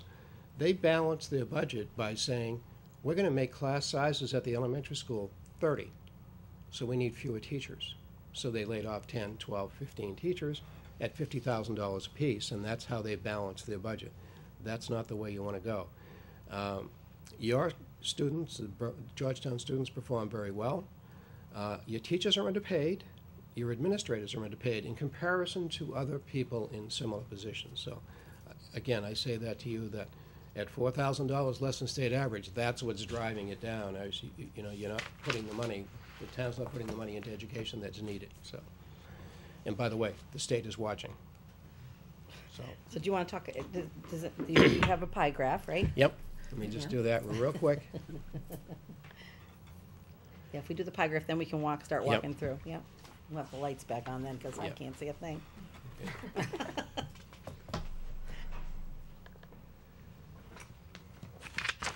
There's the graph, if you can see it. Again, $9.4 million is professional staff, and the $1.3 million over here is support staff. The rest of those items are non-salaried items. It kind of graphically shows you that, 82% of this budget is in the area of professional and support salaries. And if you notice, the tuition and transportation is the next biggest piece of the pie. Yes, that's 1.1 million. And so when I said the drivers are special education and Mhm. salaries, this There they are. illustrates it. It's right here, yep. It's that. And we can't touch the tuition and transportation. No, I don't recommend that. Well, no, I mean legally. No, you can't, because No. that basically every Yep. it's mandated, but we've accounted for the students that Right. require it. What So it's percentage of the support staff is attributed to the special ed program? well, we're You have gonna a lot we'll of, see you have that a lot one. of aides and tutors. Okay, let me go there. I'm sorry. That's an area that I think we need to You want look to at. turn the lights on? Yeah. Margaret, would you mind? Are you going to refer to a certain page? Yeah, I'm too? going to look at, I'm looking at the special education so- page, and I'm going to blow this up a bit so people in the back of the room can see it better, I So you think. have a tab that says special education. So that's where he wants you to go. No, I don't think we do. I thought you Yeah, did. you don't. No, we do. It's under the area of teaching, it's the Yep. first page in Right. teaching, Okay. okay?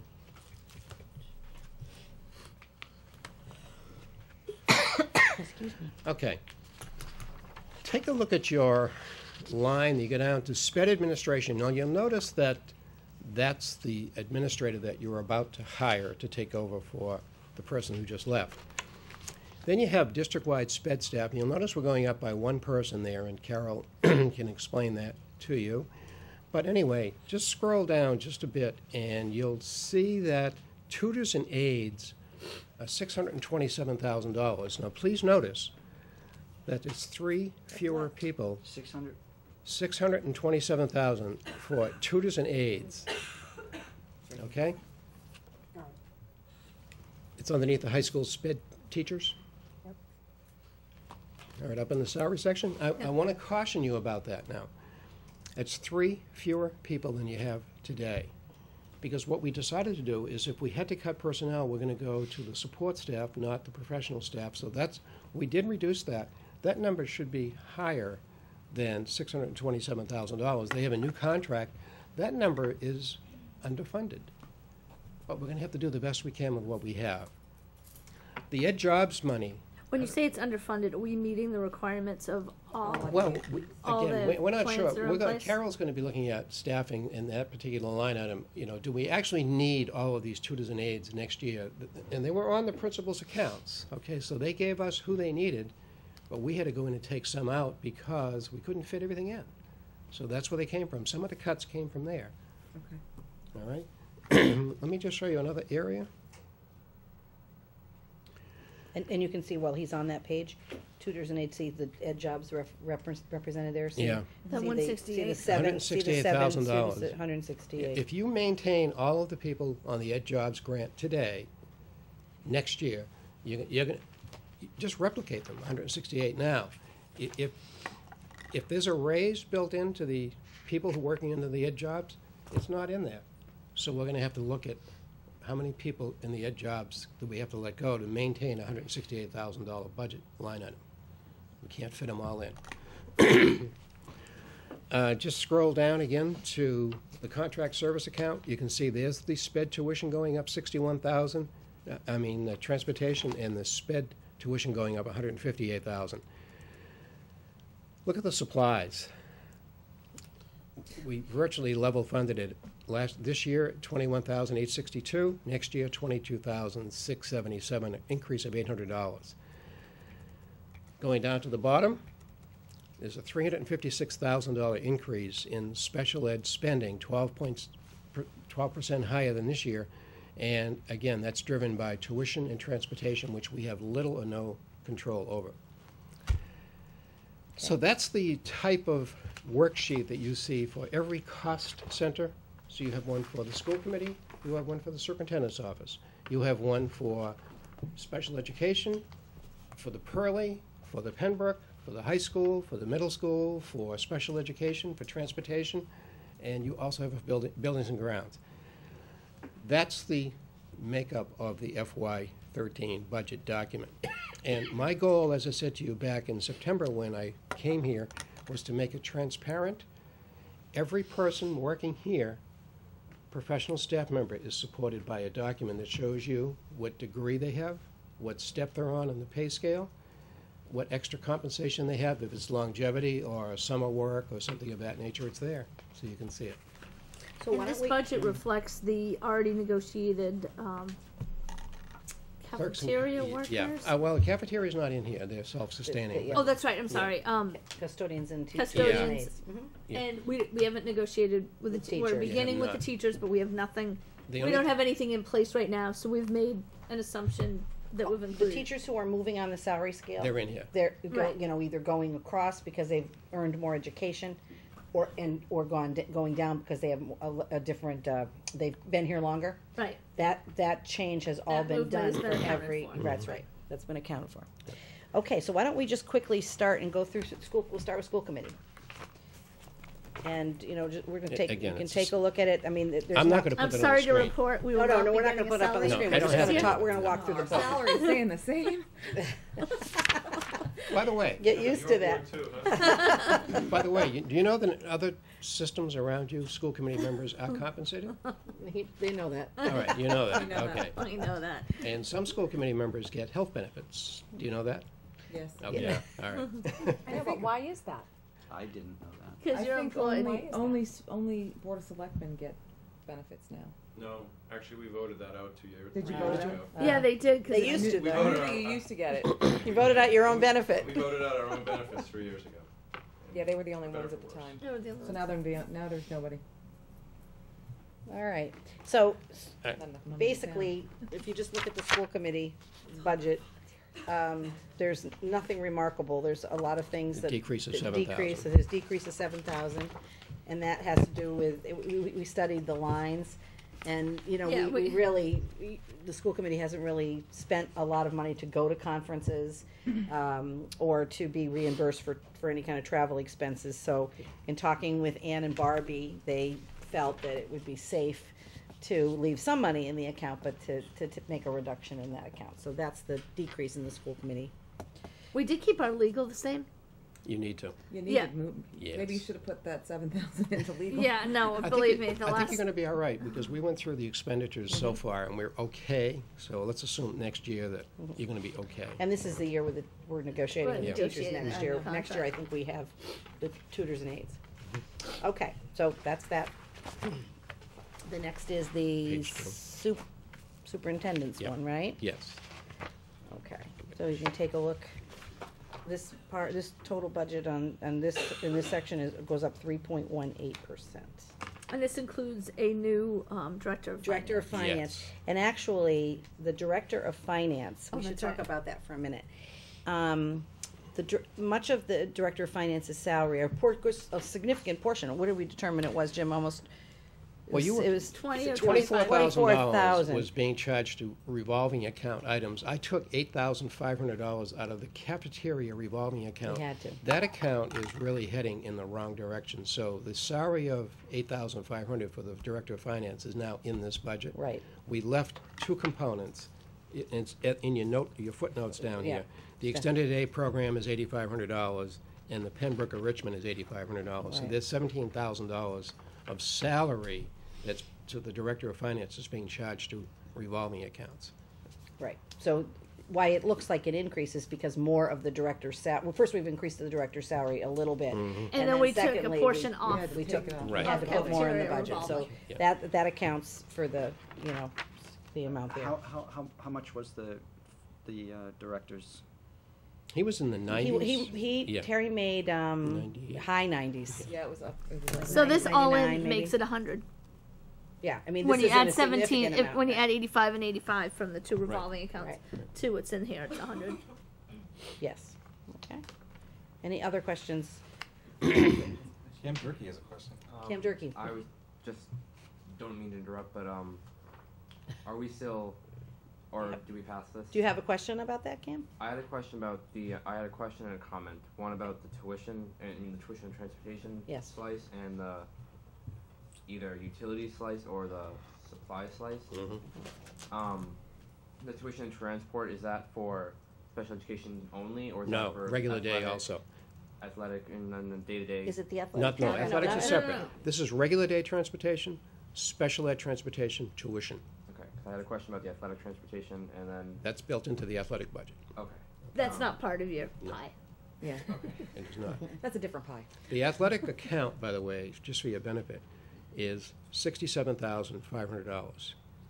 The athletic budget to run the program is $312. You do the math. If you need 312 and you're getting 67, where's the rest of the money come from? User fees, okay? User fees. That's why I said earlier, reliance on user fees it's a dangerous thing to do. Okay. All right. Did that answer all your questions, Cam, or was there another one? It was more along the question of the actual transportation of the athletes to. Yeah. That's in. Yeah, that's all That would part be of in the their- athletic That's in the revolving athletic account. budget. But did you have a question about it? Like, Yes. yeah, sure. was go your ahead. question? Yeah, that's what I was trying to get to. Sorry. No, it's okay.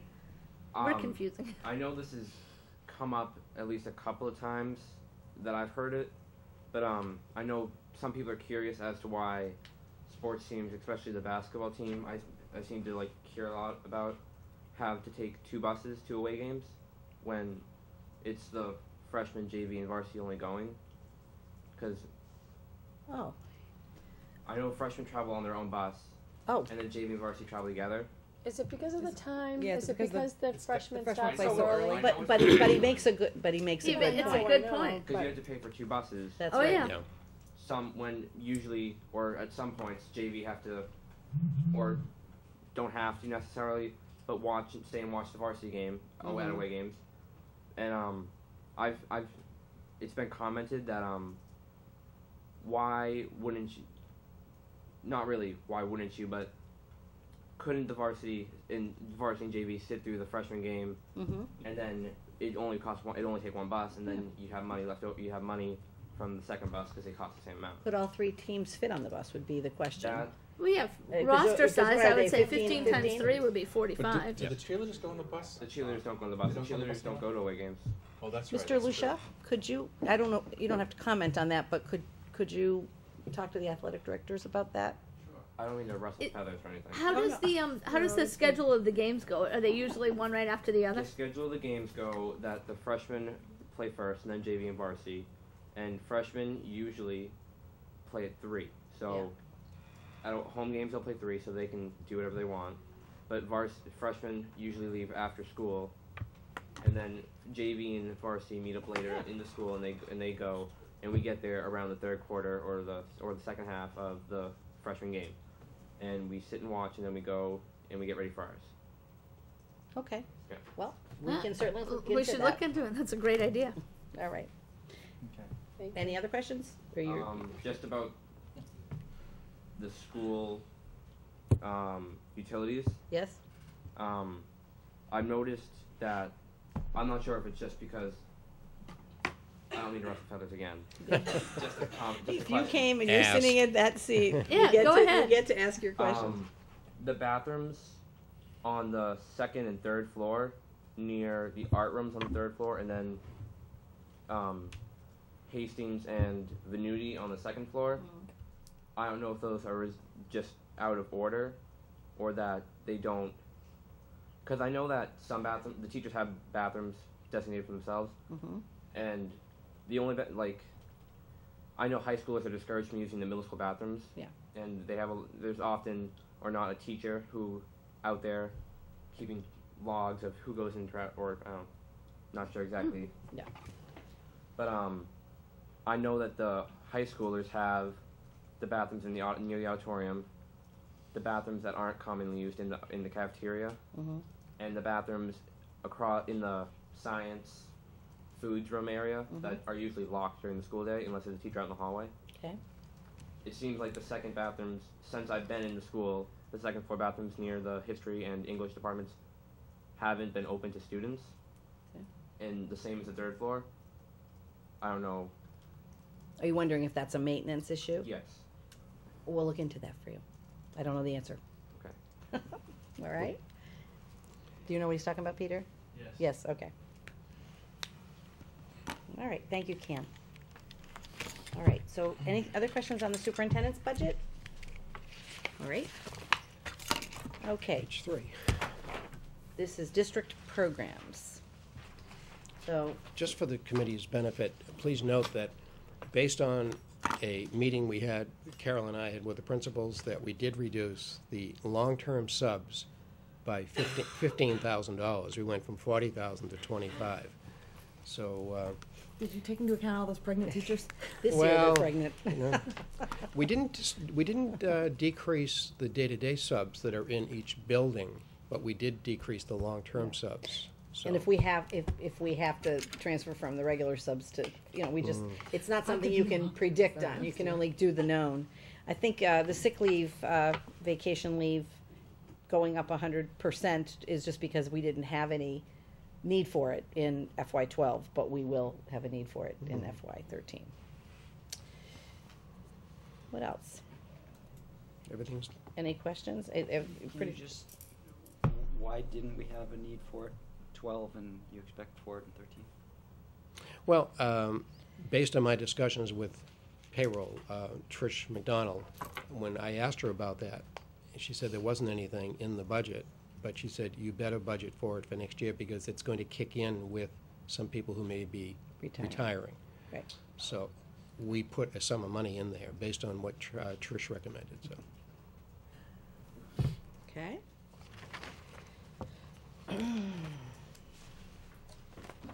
Principals. Here's a perfect example of where an account has virtually been level funded. Actually, I see a math error here, but there's Yep. yeah, down the bottom. The clerical staff, as you can see, they've been adjusted by the need for a new contract that they're going into starting July 1st. So they have a small increase of $4,600. But look at the contracted services for the principals and the supplies for this is for their offices, by the way. It's not for the school. This is for the principal's office, the postage and things to run their office. Level funded at this year's rate. So the increase is not $11,000, it's $4,665. Relying more on email? No, something's not. I know. The difference between 12 and 13 is 12, though. 686 versus 674. Oh, okay, something. How many years have supplies been level funded? Well, last year, I don't remember, in the know. override, we were lucky to get some that? additional supplies that Yeah, went trying to into figure the out why. budget. But we've always had been able to have a slight increase if it's justifiable, but it's been minimal. I think that's a fair thing to say. Would you agree, principals? Supply amounts have always been a minimal increase. Sometimes, again, like maybe in Margaret's case, she has a revolving account for preschool, so she could actually put some supply money in her preschool revolving account. So she wouldn't notice it quite so much in terms of not being able to get supplies as somebody maybe like Peter would, who doesn't actually have another account with which he can, to which he can go, if need be. The FY12 budget should really be 681,560, and then you get the change of 4,665. Yeah, whatever, okay, I'll fix that. Yeah, so that's the end of the FY13 budget doesn't change, which Right. would be the biggest issue. Okay. We're not adding any principals or any No. clerical staff. So when you're going through this, if you think about getting down to level funding, which is cutting out the 446, look at where you're Yeah, where you're you're pulling gonna it go from. into salaries, you Yeah. have to go into salaries. Just bear that in mind when you're going through it. Okay. Next is. In the area of teaching, we start off with the area of special ed, and we kind of referenced that a moment ago Yep. when we talked about the increase in special ed. But again, just take a look at your personnel. I noticed a line item here for summer program and staff, that's usually an area that we tend to Yeah, we fall did two down on. things. Are we all set? Yeah, we did. I went through this with Trish, and we went through some of the lines of the people that we expect to be summer program help, and we budgeted for them. Okay. So even though, I know Carol was concerned that's not enough, in checking with other line items in the budget, we did determine that we have summer program money built into the budget. Okay. So that. Now, what I would also call your attention to, it says district special ed staff, and in FY12 we had 3, and in FY13 it's 3.5. You know, since I've been doing the special education director's work for a couple of months now, I've had an opportunity to work more closely with the programs and the staff and principals and the facilitators. And one of the things that I identified and that I really feel needs to be added, and it's, you know, in support with the principals, they believe it as well, is we have a need for particularly in our specialized programs for our autism spectrum students as well as our social emotional students. There's a need for two things. One is at the elementary school, we have a BCBA. We have Beth Greenhagen, who basically supports the program at the elementary school. And we don't have a BCBA, whose job is to be a BCBA at the middle high school. And for those of you who are not sure what a BCBA does, it's somebody who works to coordinate behavior plans with students, instructs and works with staff on how to collect data and make modifications. And it's a very important person. Our BCBA is currently a teacher in the Compass program, so she's helping us out on, you know, certain situations. But with the high school and middle school need a certified BCBA to work not only with special education students, but to assist with maybe other students who need assistance as well.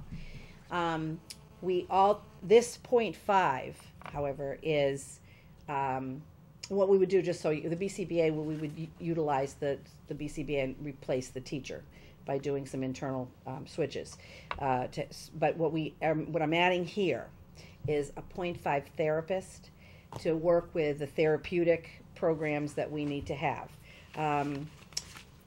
But free up the. Well, the behaviors would work with the behavior plans, but I'm talking about somebody who could do counseling with students, somebody who could work with the special programs to go in and actually, you know, work in more of a therapeutic kind of way. There is a need for that. Dr. Carr is our psychologist, does a phenomenal job, but as you know, he spends a lot of his time testing. He doesn't really have a lot of time to be working with, you know, small groups of students, although he certainly does that as he can. But this would be somebody who would be dedicated half-time, part-time, to working in those programs and really working with those students. It's definitely needed, and I feel it needs to be defended in the budget. If we're going to continue to operate these programs in-house, and we're not going to be dealing with requests for out-of-district placements for students that really need to have more support to access the curriculum during. Because we've always wanted to have the students back. Yes, in the yes, town and that they live it's in. exactly. We believe in that.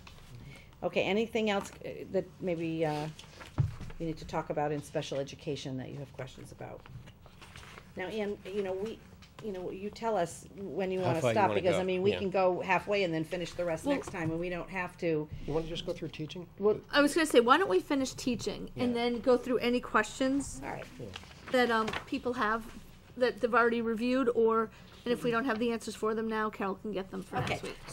so Jim is, we've gone over the sort of special education budget, but remember Jim mentioned that the backup materials that go with that, so what he's done here is he's accounted for every position we have, the location that they work in, their degree, their step and lane, their base salary, any additional compensation that they have, and then their total Now, compensation. that includes both longevity and, in some cases, summer work or additional work that people, like the psychologist works additional days, and that's the amount that payroll said we need for him. And you should also look at, oh yes, see how it's a total comp, there are a few that have blanks in there? And then to the right, you can see where it's funded from. Right. Being charged to revolve. When there's a blank in there, that means they're not on our budget, but they're paid out of another account. Like, But they in are this case, it would be choice or Pearly Preschool. Right. And that goes throughout the budget. So Right.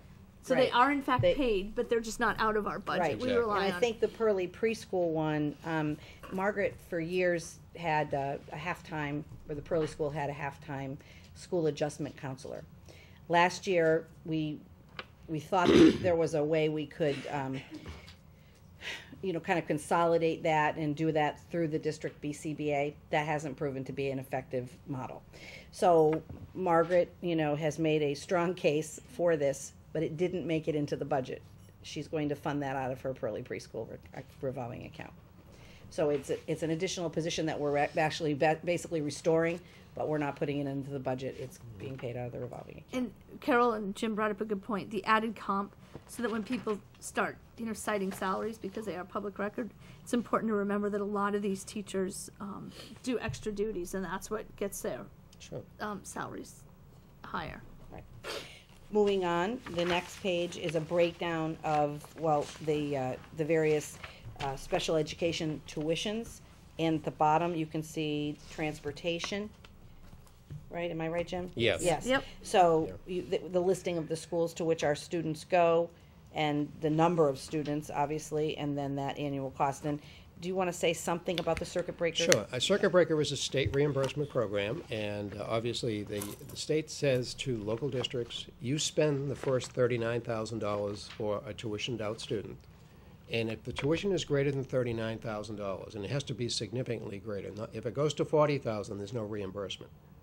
So what the state will say is, you pay the first $39,000, we will participate in any excess of that $39,000 at a reimbursement of 65%. So we're obligated for the first $39,000 and the remaining 35% that doesn't cover circuit breaker. So as you can see, I've netted out the circuit breaker amounts. So the state should give Georgetown, through circuit breaker, based on our known students, they should give us $238,000 next year, and that's based on, and you'll get that 4 times. It comes quarterly. So the net to Georgetown is the $684 less the amount that we charge to the $94,142 grant. So there's the $556 tuition amount that's in your front cover. So the message for all of our at-home viewers is that reimbursement from circuit breaker has already been accounted for in our Absolutely budget. has, We're not yes. getting another $238,000. Absolutely not. It's It's been netted out here. So we're asking the Is that community hard? for less money Is that based hard on number? circuit breaker. Well, Because it's I was on the committee when circuit breaker went from 72% to 30%, Yeah, this is 39%. 65% is what It's they're- 65%, and And we that were was told told that- to all of us Right. at the MASBO meeting Right. by Jay Sullivan from the DESE, budget 65%, and I know exactly, it happened to me. It happened to everybody, Yeah. Yes, but we it hit got- us we got badly. That killed. was the year that we had huge, Yes. exorbitant fees. Yeah, Right, yeah. exactly. Tuitions. We Okay, had good. one placement that was equated to our circuit breaker reimbursement for this year. So you're right. That Yeah. year when it got declined to, What are you looking or at, Jim? decreased to 30. Is it, am I reading this right, that there's, Yes. Yes. that's one, That's Yes. one that's student. one What's student? One student, That is yeah. one. That's the Yeah, That's yeah, the yeah. one. that's our Yeah. That was the year that our reimbursement went down to 30%. I remember. Yeah. I know. And at the bottom is, where we transport students to and the cost. Yeah. Just to let you know that special ed transportation, by the way, special ed transportation is not subject to Chapter 30B. And we have to pay it. Yes. Like, we have to get the student to and from. And we do try to get the best value. We do. Try to, if we have more than one student, obviously, going to a particular school, Yeah. and we sometimes cost share with other schools. So we Does do this- what we How many can. vans go to Pembroke at $15,000? I know. Uh, That's an interesting. 15,820. Donna, do you know about how many vans One? come? One van for $15,820. Oh, yes, you should buy a van. Oh, yeah, look at it. We talked about Yeah, it. we tried. we Oh, tried boy. one. Oh, boy, we've been We're there. saying personally too, though, we should Yeah. start our own business, transportation business. See, I Well, only be have careful 3 what more you hope months on for, here. because that ends up You know what I'm with gonna do. personnel issues and vehicles It's and 83. maintenance. It's just for Jim will be that- driving the bus. No, not me, no. that $15,000 van is $83 a school day. Yeah. That's right. Yeah. Okay. Now, on the right-hand column where it says 15K parent and then cost Yeah. share, Yes. can you tell me about that? Yeah, well, what I know about it, the cost shares, we're sharing that with another community, and I believe it's at Haverhill. I'm not sure. So, Barbie, what that might mean is. Oh, actually, that's for. Is that the Oh, parent- that's for a. the- That's that must for a be student. I think that means that the parent. I was thinking that the tuition. parent drives, Transportation. and we were.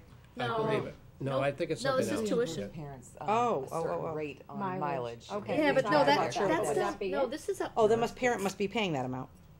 They are. There are situations where parents will contribute to the So cost. they're paying 15,000 of the tuition? That's what Correct, that's what and then that means. 10,000.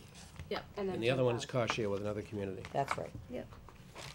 We do sometimes Dave, have did parents you have who a want question? You to were- drive, and then they can be Yeah, I reimbursed. just was, Let's let Dave. I just wanted to make, these transportation costs, that includes reimbursing the parents. Yes. Yes. Right? Yes, So if that's we, budgeted if for- we've, if we've, yes, if, well, It's in there. it's in there. That's, okay. Yeah, so if you have a Yes, if one of those is being a transportation, Mhm. it's accounted for in the amount of the total dollar. We just didn't write next to Right. it parent. whether it's going to Reading Transportation or Parent ABC, it's accounted for. Right. Yeah. Right. Moving LBK on, is the- early language, English language learners, sorry. It's a contract. You know, as you look down, not much to say about this. Nope. We spent $3,600 last year, and we spend $3,600 this year. You know, we have a very low incidence of English as a second language. In fact, I think, Julie, do we have 3 students? 3 students. Okay, and then now we get to Pearly.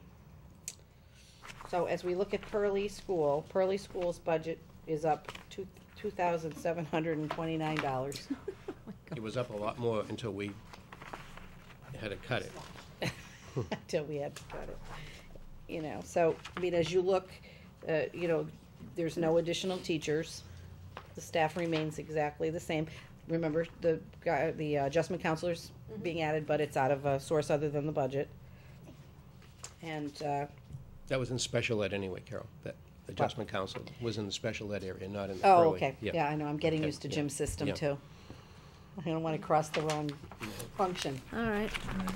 All right. Anything more? Early gives you the same backup by Same backup Basically, yeah. by teacher. Okay, and And we the do charge. Don is the only one showing a We do decrease so far? charge, we have a teacher here charged to choice. Is that right, Jim? Yes, we do. Okay, our Yeah. preschool teachers are charged to the preschool revolving account.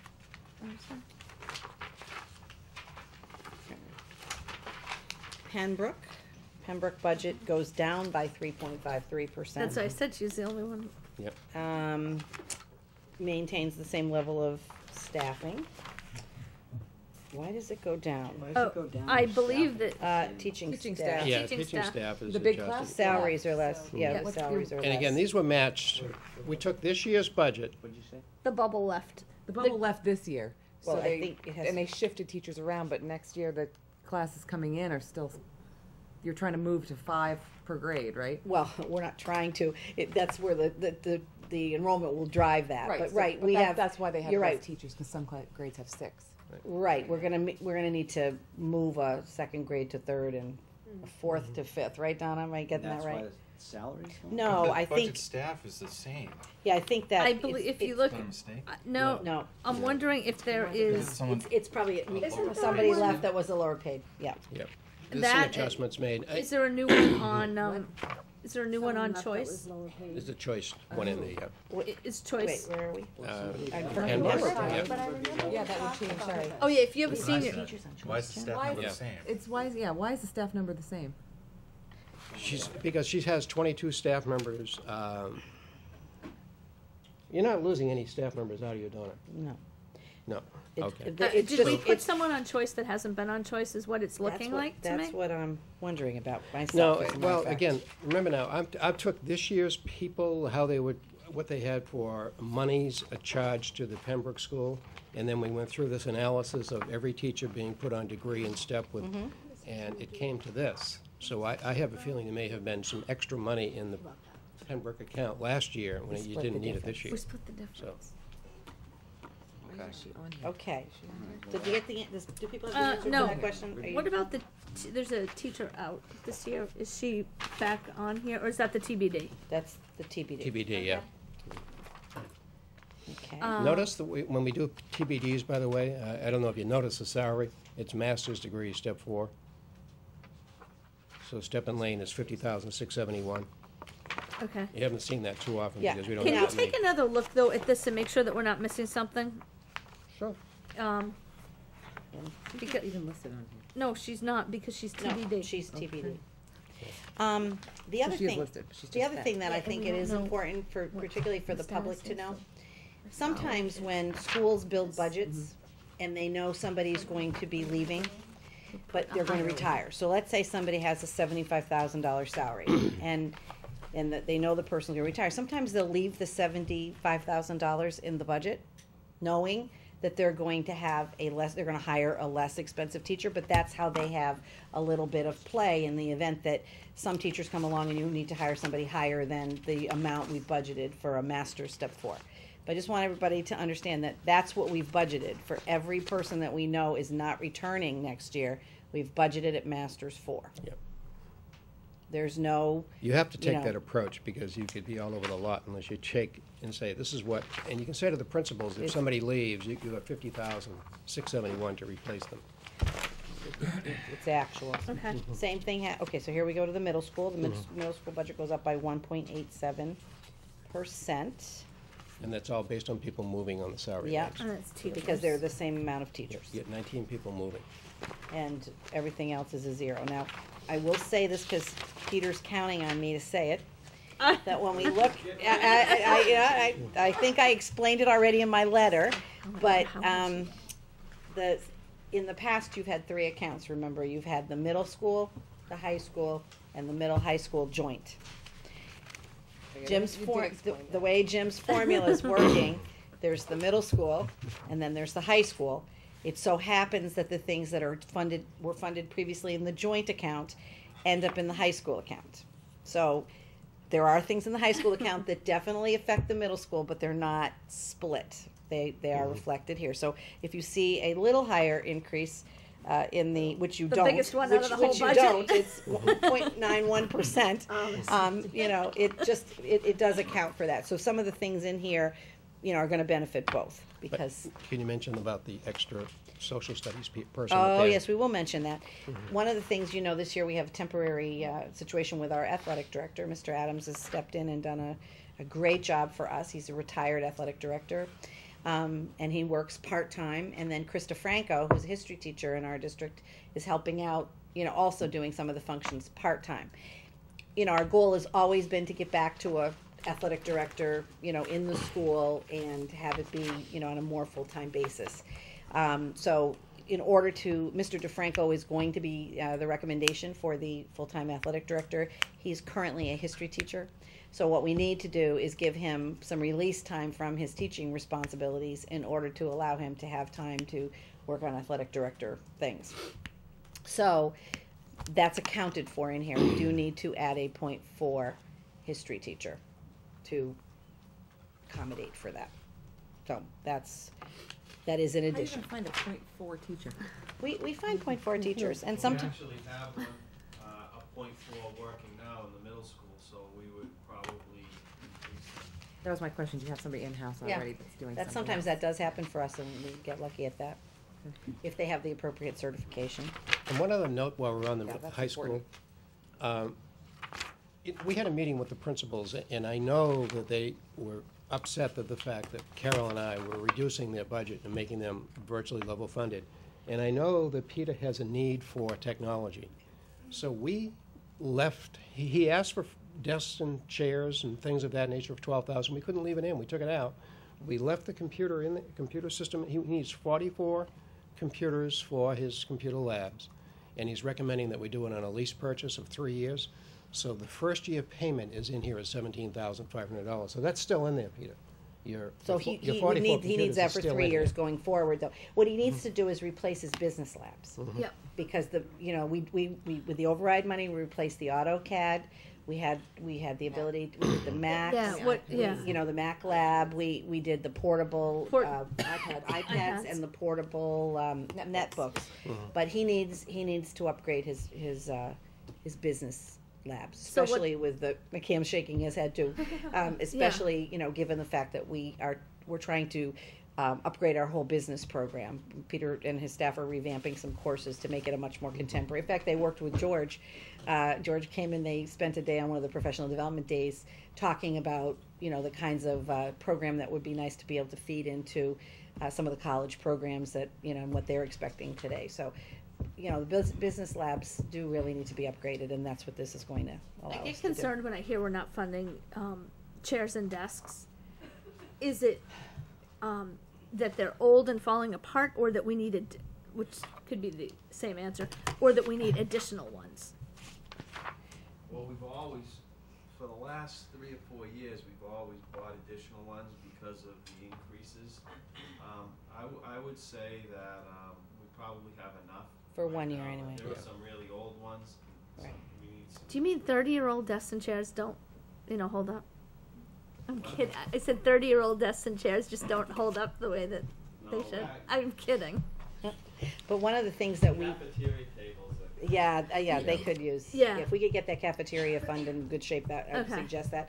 But one of the things also that we need to make sure, again, to respond to the reasonable progress for accreditation, is we need to continue to, even if it's a small line, we need to continue to put things in for equipment replacement and money in for technology improvement, because that's one of the things that they said that they were looking for, Right. is, kind of a long-range commitment to improvement in those areas. Okay? So let's see, and Last then you've one got is the Jill. high school personnel, Yep. Same support, and then professional development, which we had talked about. which we talked Yeah, we about. cut, this was cut significantly, by the way. By the way, in deference to Jill, do you know that she has a doctorate degree now? So Congratulations. Congratulations. That's wonderful. We spent several hours, even though it's just a small budget in terms of dollar amount. She made a good case about increasing PD by at least $10,000. She asked for a computer for herself, a laptop computer, $1,300. That was in here at one point in time, in part of that $900,000. It's not here now. And I know she's disappointed. Both budgets for Title II were cut 4% Yeah. by the state, so we lost 8% in total. So I started this year with cuts already by the state. So that, started to build back in where I knew we were already losing, and then we would lose again this next school year. Yeah, so we're looking at, are there other grants that we can use? We did get the special ed grant for professional development, so that's gonna help a little bit, so we can, spread it out a little bit more, but there's no doubt about it that one of the things we've said all along is you can't run a business and ask people to do new things and upgrade your curriculum and instruction without training your people to do it. So this was for us a tough, it's level funded, but for us it's tough. And remember, we're also doing the Atlas program. So we're going to need to find $5,000, and that might be something, if we're gonna have a separate conversation on school choice. Don't worry, Dave. But if we end up taking additional students in, and we can create a little bit of money there, that would be something that I would recommend the committee consider, the $5,000 funding that out of school choice, because it's a one-time expense, and I'd love to get it in the budget, but again, if we put it in, we gotta take something else out. So I think at this point, Sorry, Dave, I didn't wanna let's- ruin your night. I didn't Yeah. wanna ruin your night. So I guess at this point, we'll start next meeting at library services and go through to the end. Okay. And through the chair, those budgets are really I know. small and This'll level take you- funded, so you should be able to walk right through them Yeah. without too Am I, much And difficulty. am I missing, where you have the middle school breakout of all the teachers and their steps? And They're all all. You have that. they- Didn't you have that? Is there a high school? Yep, Yeah. yep. Yeah. It's right, Do you have it? It says, it's on page 5E2, if that helps you, Rob. 5E2. Yeah. I have 5E1 and then I go to 5F. Oh, no, you that's shouldn't the do that. problem. Here, you know something? Take mine, because I'll just run some more. Here. oh, Yeah, yeah, I have 5E1 and 2, 2 pages to that. Yeah. So, Do you what I all would- have it other than Rob? I have it. so what, you should do is go through this, and any questions that you have, let's get them out to Carol before the meeting, because next week we really need to say, yeah, here, And if you think you want, the budget needs to increase, where do you suggest? If you don't, Decrease, if you yeah. think, if you think there's other priorities, we have. if you, no, honestly, have- well, because I'm just- we need to present it as a committee, and if you think that a 3.5% increase is too high and we shouldn't be there, then you need to say that and say, this is what I think it should be and this is how I'm getting to it. Yeah, and we can then go back and say, you know, what can we do? But come prepared, let's give Carol and Jim a heads up before the meeting next week so that we can go through it. Wow. And But then, Rob, just remember, Rob, and I know this is the first time for you, the $440,000 increase is really, as Ann said earlier in the meeting, special ed, which, you know, it's really virtually one and account. the thing that we went through, the discussion we had last year when we went through the budget, I don't know, Ann and Dave were here, I don't know if you heard or watched or whatever. Unfortunately, we can't say that we're putting forth a good budget, because we're not. You're not. It's not, we haven't been able to make any real decisions because we're constrained by what our budget what our budget number is. It's been the same every It's year. been the same thing every year. So, you know, as But I will say, that, you know, believe me, I'm not chiming in saying we're all satisfied with this budget. But I think we have to also say, we're not facing $900,000 worth of cuts in positions. Right. And like, I gotta say, for the last 3 years, that's what the administrators and I were sitting there doing for 3 weeks before Right. budget season. I think Is that's coming up with that. I think that's really important because a lot of people in the override, they need to hear that. Yeah. Need to be reminded. Yeah, Right. you know, if we didn't have that override, we would have, you know, obviously it would have we would been have been worse last year, $1 but. million short this year. Can I just interject something? If you Of didn't have course. the override, the Department of Elementary and Secondary Ed would have been here saying to the town, you have to pay more money for education, and if you don't pay it, we're gonna reduce your chapter 78. That's what they do. They hold a gun to you. So I It's a agree. lose-lose. No, I agree, Rob, and that I mean it's a very good point. We did get a $1.2 million override, Right. which has really made all the difference in the doesn't world. go as far as But we when I'm need it to hearing go. Peter like ask for desks and chairs, and we Yeah, can't no. put it in there, I just think, Yeah, he had $12,000 in the budget. We had to take it out. so Right. you know No, things it's- like that, they're and tough decisions. $300,000 out of a total $13 million budget that's going to supplies is. Yeah. But I mean, granted, we did get the 1.2 million, and we're in much better shape this year in the budget than we were last year. That's right. All right, moving right along. Let's see. Any questions on the superintendent's information for the committee? Financial report we just went through. Subcommittee reports we just did. Budget and finance. Governance. We met this week. We will potentially have a new policy for your review for the 16th, but we may not. It depends. But we'll have a new one coming, and we Okay. have the one that we're voting on tonight. Okay. And we will have the change to the overnight field trip policy for the next meeting, which will just be a change and require a vote. We don't need a first and second reading. Okay. Because we're adding that all overnight field trips must be approved by the school committee by the first meeting of October. Okay. So like DECA needs to make sure that they plan ahead. Yeah, Well, they need to the plan problem, ahead. the problem is, they can put it in, but they don't know if they're gonna have kids that are going, you know. But they should. But if they plan ahead, they get the approval, so they don't Yeah, have to if worry they about have it. to, yeah. They might not have all the dates and all that stuff, but. No, they don't need those. They just need to tell us what they're doing. In spirit, it should be approved. Yeah, no doubt about it, no worries. Negotiating, we met for the first time on, I can't remember now if it was Monday or Tuesday night. With Tuesday? It was with, Tuesday. Was it Tuesday? Yeah. We had our first meeting with the union, and we established ground rules and dates, and we will be having an executive session after the meeting next week, so Rob and I can fill you in on what happened. And we should invite Steve. And we'll invite Steve Smith. It was one thing that I did say at the beginning of this year, that after every negotiating meeting, we would have an executive session, so you would learn right away. We just had a lot going on tonight, and we don't have another negotiating meeting till after our next school committee meeting, so no one will be, without information. Okay. And with regards to other, Pembroke? Oh, school building project? Yeah, Any updates? I don't know if, I don't have much to offer for new information. I'm having a hard time getting information. Carol might have some. No, I think right now, the discussion is, there's some discussion amongst the legal people between MSBA and our council, our town council, just trying to, sort of resolve the question about whether or not this look at the middle high school that was requested by MSBA would fall, would be appropriate under the language that was voted on at town meeting. And I think the latest discussion is, the only reason that they're suggesting getting information about the middle high school is to inform what the grade configuration for Pembroke should be. And I think that there's a strong possibility that there will be an agreement between the two parties that yes, it's not a review of the high school to identify high school projects for the future. It in fact is only a review of the middle high school to determine whether or not the space situations there would warrant an expanded project at the middle high school. I mean, I'm sorry, at the Pembroke project. That's it. So that's what we know. I think there's a building committee meeting coming up. I think was it for the 15th, Rob? Yeah. For the 15th. Wednesday. And I'm glad you have that information because I've had a hard time getting information. Yeah. So that's what I know, right now, and, we'll go from there. We'll see where it goes.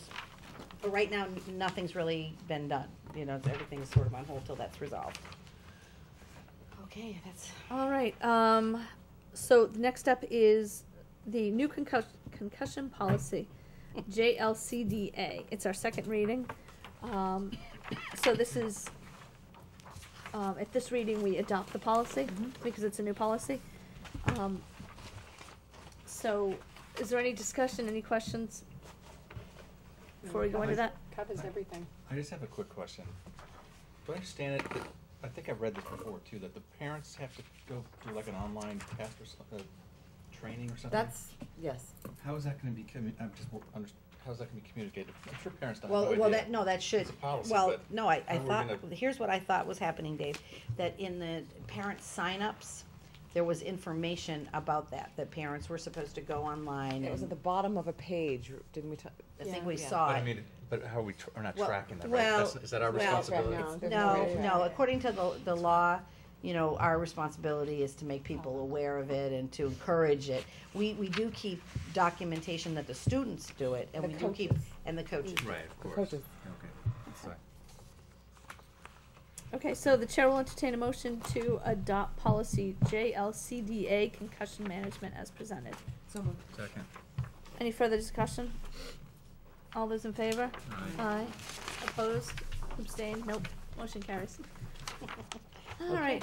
And then the last thing. Next up is a new homeschooling request. Right, so recently we had an additional family that applied to educate their child at home. Can I ask a question? Yes, Have they been homeschooling this child at home this whole year? no, Okay.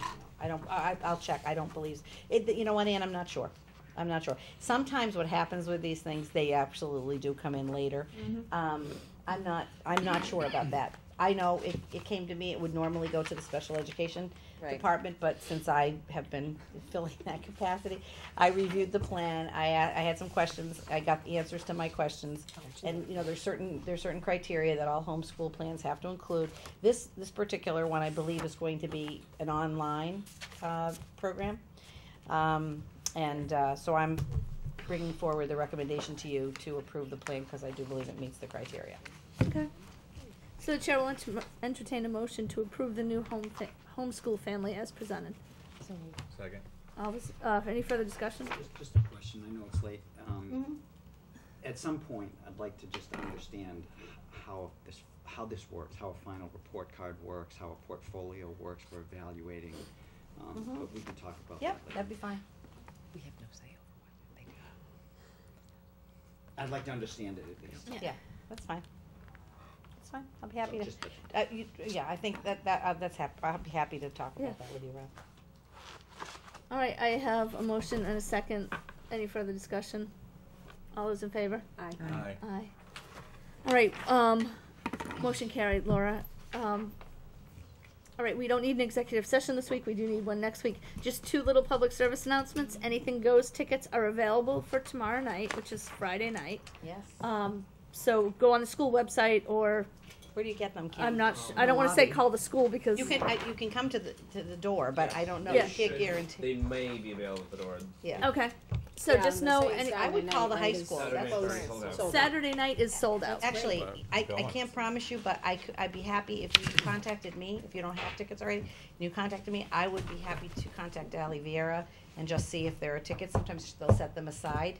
Okay. You know, I know that, So they are available for Fantastic. tomorrow night, which is Friday night. Then the one last thing is the GEF gala is on Saturday, March 31st at the Black Swan. and I have tickets, which This I is- would love to be. Jacobs I already has have mine. tickets. Oh, Ann.